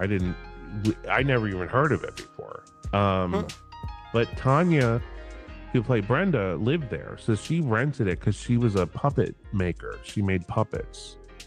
And the first floor where the bar was her studio where she made puppets. So that's cool. So that's how you got the filming access. She told me, she's like, I said, "I'm trying to find a strip club to film in." And she said, "Dan, my warehouse used to be a strip club and the bar and everything is still there." I said, "That's perfect. Serious?" So when I went over to see it, I said, "Oh my God, this is perfect." It's amazing that we were able to pull all that together for like less than $1,000. Yeah. Like I had a whole movie for less than $1,000. That's fucking crazy. Didn't it play overseas too? Like it ran a couple festivals overseas. Yeah, it played in Holland and France and Japan, and it played in the US. It played the Chicago Underground Film Festival, which that was a really big deal. That's awesome. For that movie, that was a big deal because that's like the Canes. the king of underground cinema film fest. Like they get that year they had 12,000 submissions and they picked Go Motel. So oh my god, yeah, so fucking incredible. They loved it, but the show was so sad because there wasn't that many people there. We went to see it, and we all went to Chicago. My sister and my husband and I, and we got all dialed up, and we went. And I'm like, "There's nobody here." Fuck. Even I mean, it's still an honor to be accepted. They wrote about us in the Chicago Reader. So I thought, well, that'll get people in here. And then at the end of the show, like they wanted me to do a Q&A, and I'm like, there's only like 30 people here. And I went up front, and the first question was that abortion scene real? What? I said, are you fucking high? What is? Yeah, what the hell? I said, yeah, it was. I said, we got my friend pregnant, and we waited until she was about 7 months. Yeah, that's real commitment to acting there. And everyone's like laughing, and I said we yanked it out with a coat hanger, and oh my god, heard the baby on camera, and brought it here for you to watch. I'm like, dude, what in the fuck kind of question is that? Yeah, what are you thinking? My god. Tom O'Connor says, hey Brennan, any plans for more Uncharted travel episodes? Love the alone concept. I definitely do. I have some stuff filmed. I mean, Dan and I filmed this crazy prison in New Jersey that I got to get around to cutting. Crazy is not even that place was terrifying. Yeah, it was like homeless everywhere. There was some psycho that was following us around and had a lit like altar that he'd made. But I've been working on I've been trying to get an alone out. I've had 2 failures now. I have the location for what I want Alone Episode 6 to be, but I've tried twice in 2 separate locations and I have to go to a new location. The first time I couldn't find a way in, and I don't break in, so I just couldn't get in. And the second time I was chased out before I got I got enough footage, so I couldn't really produce a full-fledged episode. But yeah, that prison in Jersey was something fucking else, Dan. My god.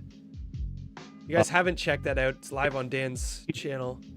Somebody pointed out somebody that I used to know went there, and during the daytime, and some guy like screamed at the top of his lungs when they went in there, and they like ran out, they left, and I'm like, how the fuck did we get in there? And the psycho was so quiet, following us. I mean, it was just so fucking weird. Dan, I saw, like, I was literally holding up the rear because like you were trying to film, and I was like, okay, I'm gonna film, but like I'm also just trying to make sure like this guy isn't like actively coming after us. And I remember shining my light down the hallway, and there was a pillar, and I saw a hand with like a flannel like a sleeve, and as I shone my light on the pillar, it slinked back behind the column, and I was like, holy fuck, that's enough. Like, I was like, this guy, I don't know, because we kept saying like, hello, is anyone there? We're just taking pictures. No response. But we could see them and hear them moving around inside the prison. So it's like, usually if there's like any sane homeless person, typically they'll just be like, oh, hey man, how's it going? And they'll have a conversation with them. Yeah. This guy was stalking us, which he could have been methed out for all we knew. Like, when I saw that like half-ass altar in that room, I was like, okay, this person is definitely going to be having a weapon of some sort. Yeah, there was like a lit candle that was like the wick had almost extinguished, and then beside it there was like a fake plastic skull.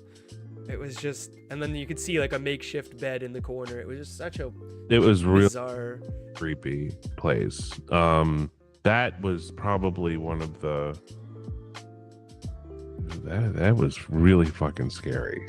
And I remember thinking, because I had my light on, and I saw through, because there was kind of like, it was like a grated metal sort of like rebar mesh kind of thing.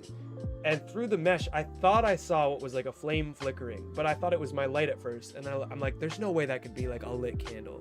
Like there's no way there's anybody in here at this hour. And I turn around and then I look a little bit closer. I'm like, oh my God, damn, there's a fucking candle in there. Yeah. When I saw the stuff that was spray painted on the walls, oh my God, like getting an abortion and something else, and then there was like pentagrams, and it was just insane person writing. Not afraid of pentagrams or Satanists. That stuff. If you see a video where it's like Satanists are there, that's such bullshit. That's just kids messing around. The one time when I was younger, we ran into quote unquote Satanists. It was these two fucking nerdy ass, stupid fucking kids that were like goth, and they had a. I remember they had an animal. We couldn't tell what it was, but the guy said, "Oh, we didn't kill it. It died. It was on the side of the road." And I was like, "Ew." And they were doing like a satanic ritual in a barn, and they were so stupid. And my friend's like, "Holy shit, they're like really scary." I said, "Scary? They're so lame." I was like, "They're not scary at all." But it wasn't that. It's just that whoever that person was psychotic. Yeah, that was fucking just bizarre. Tom says, do you have a prep routine that you go through before entering a situation like that? I mean, if I'm with someone else, it's just get your camera gear going and then just start filming. When I run in alone, I like to film everything up to the entrance, and then once I film my entry into the building, I like to walk the floor and do like a full lap of what I can. Unless, I mean, the insane asylum in Muskoka was like too massive, I couldn't do that. But I like to just make sure there's no hazards, not even like person or animal, but just like traversing. Like if I don't want to be filming and then just fall down a collapsed floor into like a basement or something. But I usually do a quick lap of the building, just make sure there's no hazards, and then while I do that, I also map out like how I want to film things, where I want to film things, what order I want to film it in. But that's like about all the prep I do. Everything else is just. The one time I went with my friend Stacy, and she had been my babysitter when I was younger. She taught me how to swim, and we went to this abandoned house, and we went in, and it was like antiques, and it was just beautiful. And I was like, why is this place abandoned? And I walked into the living room, and all of a sudden the floor just starts to go out from under me. Oh my God. Falling. And I'm like, oh my God. And I'm standing on a rug. So the rug saved me from falling into this pit under the house. Oh my God, that's terrifying. My feet landed on a pipe. And Stacy's like, oh my God. And I said, no, don't get any closer. I said, I don't want you to fall. And I had to climb out of that hole. She got something. I don't remember what it was. She got something that I could hold on to, and then she was helping pull me out. And I climbed out of that hole, and I said, oh my God, I was so lucky. But like, that's one of the things, like when I go into places, I've been to some places alone where I'm just like, I think back on it, and I'm like, that was really fucking stupid. Yeah, I shouldn't be in there. I mean, I've been to some places where one of the creepiest experiences I had was there was it's the first episode in the Dead Motel series. It was an old motel down near Tidewater, Virginia. And that building had a feel to it. I can't explain it, but it just had a weird. I felt uncomfortable the entire time I was in there, like I was being watched. And when I got all the way upstairs it was like a living space for the people, I guess, who would own the motel or whatever. Oh yeah, like their apartment. Yeah, I got up there and I'm like, I heard shuffling in the room next to me, but there was nobody there.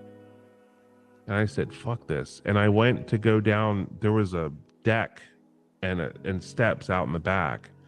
And I went to go down the steps and I stepped on the first step and it went out from under me.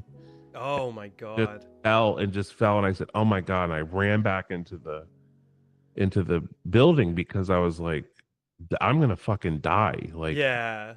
And I had to go back down through the stairs and everything. I was terrified. That place was so scary. And then I got downstairs and I was getting ready to leave, and there was like these thuds coming from upstairs. Fucking like hell. these loud thuds.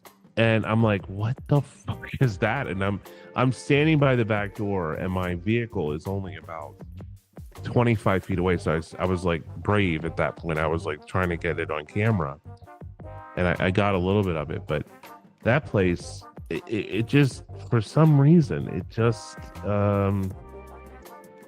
had a feel to it. So that psychic house too, the psychic house with the nursery upstairs. I'm so sad that's demolished. I really wanted to hit that when I was down there. And people saying, you set that nursery up.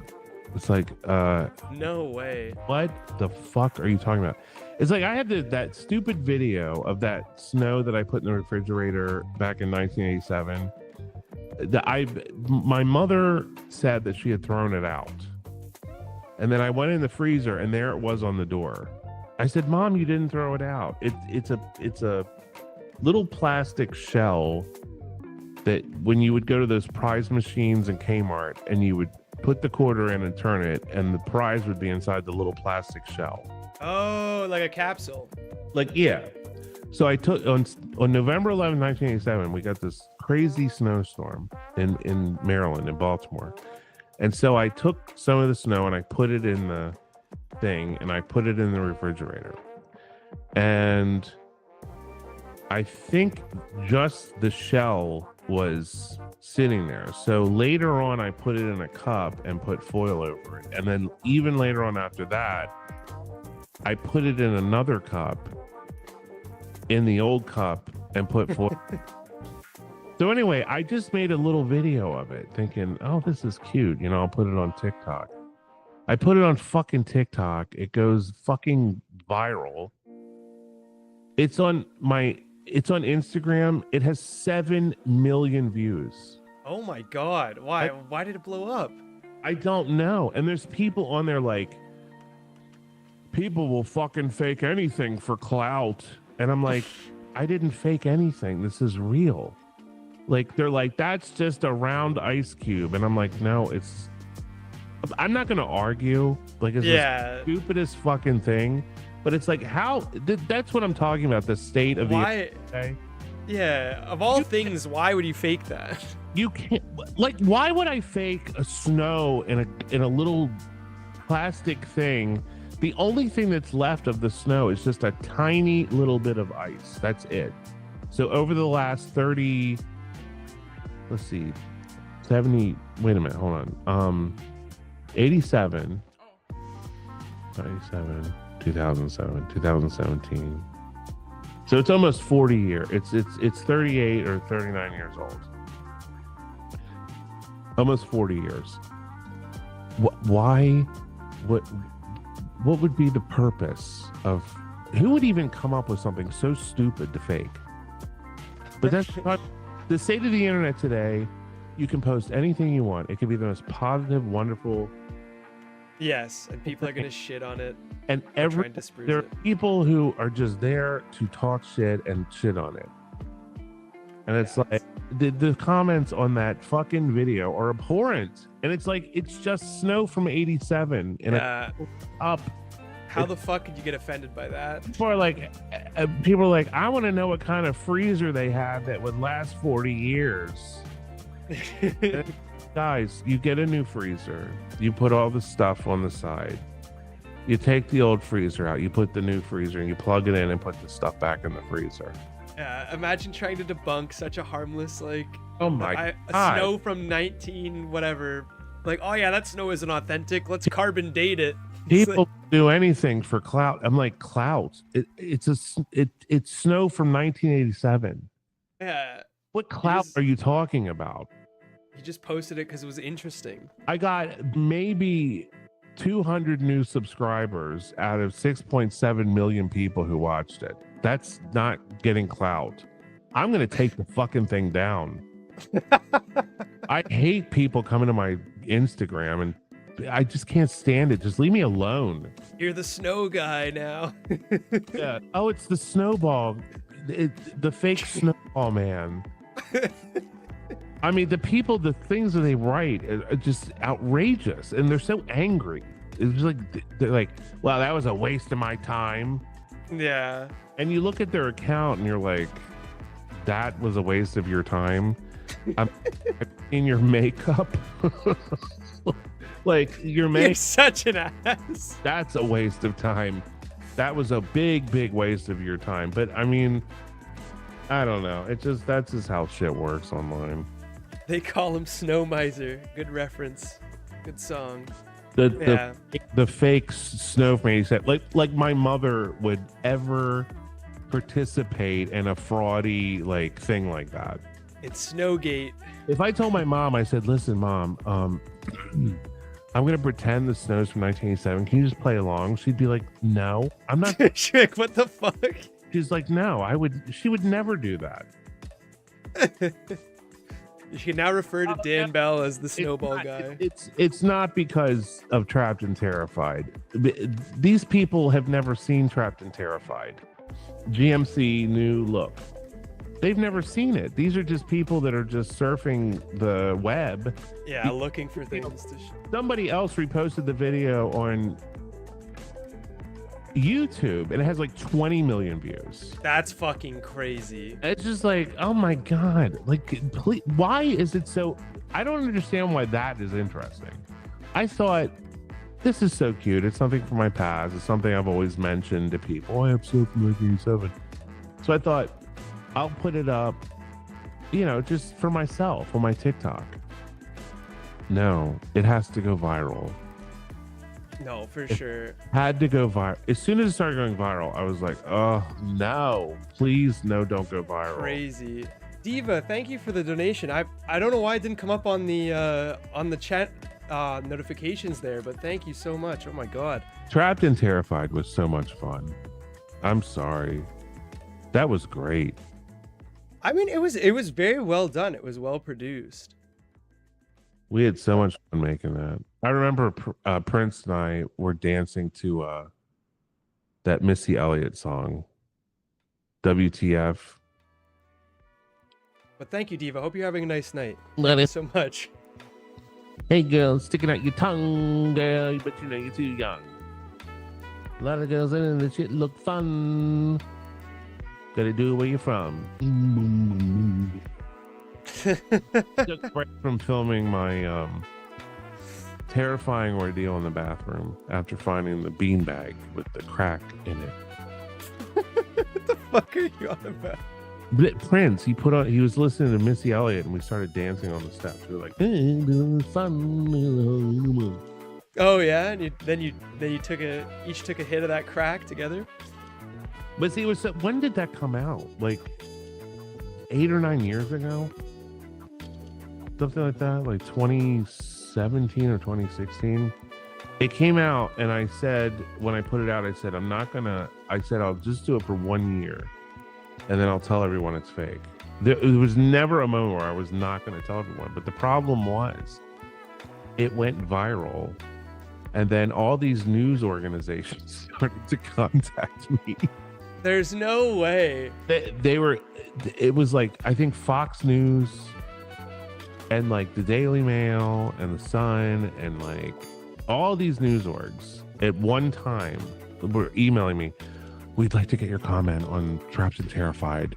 Fox News wanted to interview me for their web and play the video. And I was like, I said, no, I'm too scared. I just didn't know. I didn't respond because I'm like, I'm not fucking going on. Yeah, that's crazy. I'm not going on there and lying about this fucking thing. So I just took it down. And then when I took it down, people said, oh, the drug dealers found him. It added to the hype. They figured out what happened. And I'm like, oh, Jesus. That's crazy. I didn't know news organizations reached out. That's insane. I took it down. I took it down because it was, they wrote that fucking article. Was it GQ or what's that website? They post, it's like a popular website and they post videos from the internet, and it's Hype Beast or something. It's something like Hype Beast. Oh, I know what you're talking about. It's like a BuzzFeed kind of thing, right? Yeah. And they posted it without interviewing me and said, this urban explorer had the most terrifying experience. And I'm just like, oh my God. Yeah, that's... Please, no. And I could have ran with it and just like lied to the media, but that's not a good idea. It was my business. So I was like, fuck that. No, so I took it down, then they took the article down because the link was broken. And then it ended up on like a Brazilian website, and it got like 1 million or 2 or 3 million views, and people kept re-uploading it too. People downloaded that video. God, it was such a never again. I just wanted to have some fun. I thought it would be funny, and then the reaction. I mean, people acted like I fucking murdered their mother. I mean, it was like these people. Yeah. But I will never trust you again. It's like, can you calm the fuck down? It's also like you were being honest with people. It's not like you were trying to hide anything. You made a video. You go around internet, around YouTube, and find anyone with like some crazy video and see if they're gonna admit that it's fake. Admit that it's fake. It's never gonna happen. I didn't plan to ever have that thing be on there without me saying something. So I always said I'm gonna eventually come out and just And when we started doing Dirty Room, that was when I started getting nervous, because I was like, I don't want people to think that we're faking stuff on Dirty Room, because we would never ever do that show. We have an ethical like responsibility, because we're fucking with someone's business. If we go in there and start planting shit or planning shit, that's really, really fucked up and unethical, and it would put us, it would make us libelous. So that's why I came out and said it. And then there were even people who are like, I guess you're faking stuff on Dirty Room too. And I'm just people are always gonna say that. They said it about your fucking snowball video. That's what I have fucking haters. I have what is it called? Post-traumatic stress. Oh, PTSD. PTSD. You guys are hurting poor Dan. Stop it. But no, the thing that really was so great is so many people enjoyed it. I mean, it really. I remember showing it to Rebecca's daughter and her girlfriend. It was well done. And they came over, and I said, "You guys see this video?" I said, "It's crazy." And I didn't tell them, and they watched it, and they were just sitting there with their jaws hanging open. And I said, it works. Like, you're like, it got him. Questioned, and I had phone calls from my family. You have got to stop doing this. You could have been murdered. I said, it's not real. You really knew it worked then. That's crazy. Is the video back up on your channel? Yeah. When I would go out and fans would come up and say hi, and they'd always ask me about it, I would always admit it's fake, it's not real. And they'd, oh, are you serious? And I'd be like, yeah. I would never say, oh God, it was terrifying. I mean, I never did that. But it was like kind of like my little like War of the Worlds, kind of like Orson Welles kind of thing. Like War of the Worlds, when they did the radio broadcast and everyone thought it was real. It was kind of like that. It was for Orson. Yeah, and I can put credit to that too, because I remember when Jake and I first came and saw you in 2016, Jake asked you about it, and you told him that it was fake, and you're like, I don't know how I'm gonna break it to the internet, but I have to break it to the internet that it's fake. Yeah. I mean, I never told anyone that it was real. If someone asked, I'd be like, that's not fucking real. But the deadline was nearing the 1 year, and I was like, I gotta come out. And I was like, how can I come out and do this? So I had to think about it for a while, because I was like, and then when the news thing happened, it ruined it. I just said, fuck it, I'm taking it down.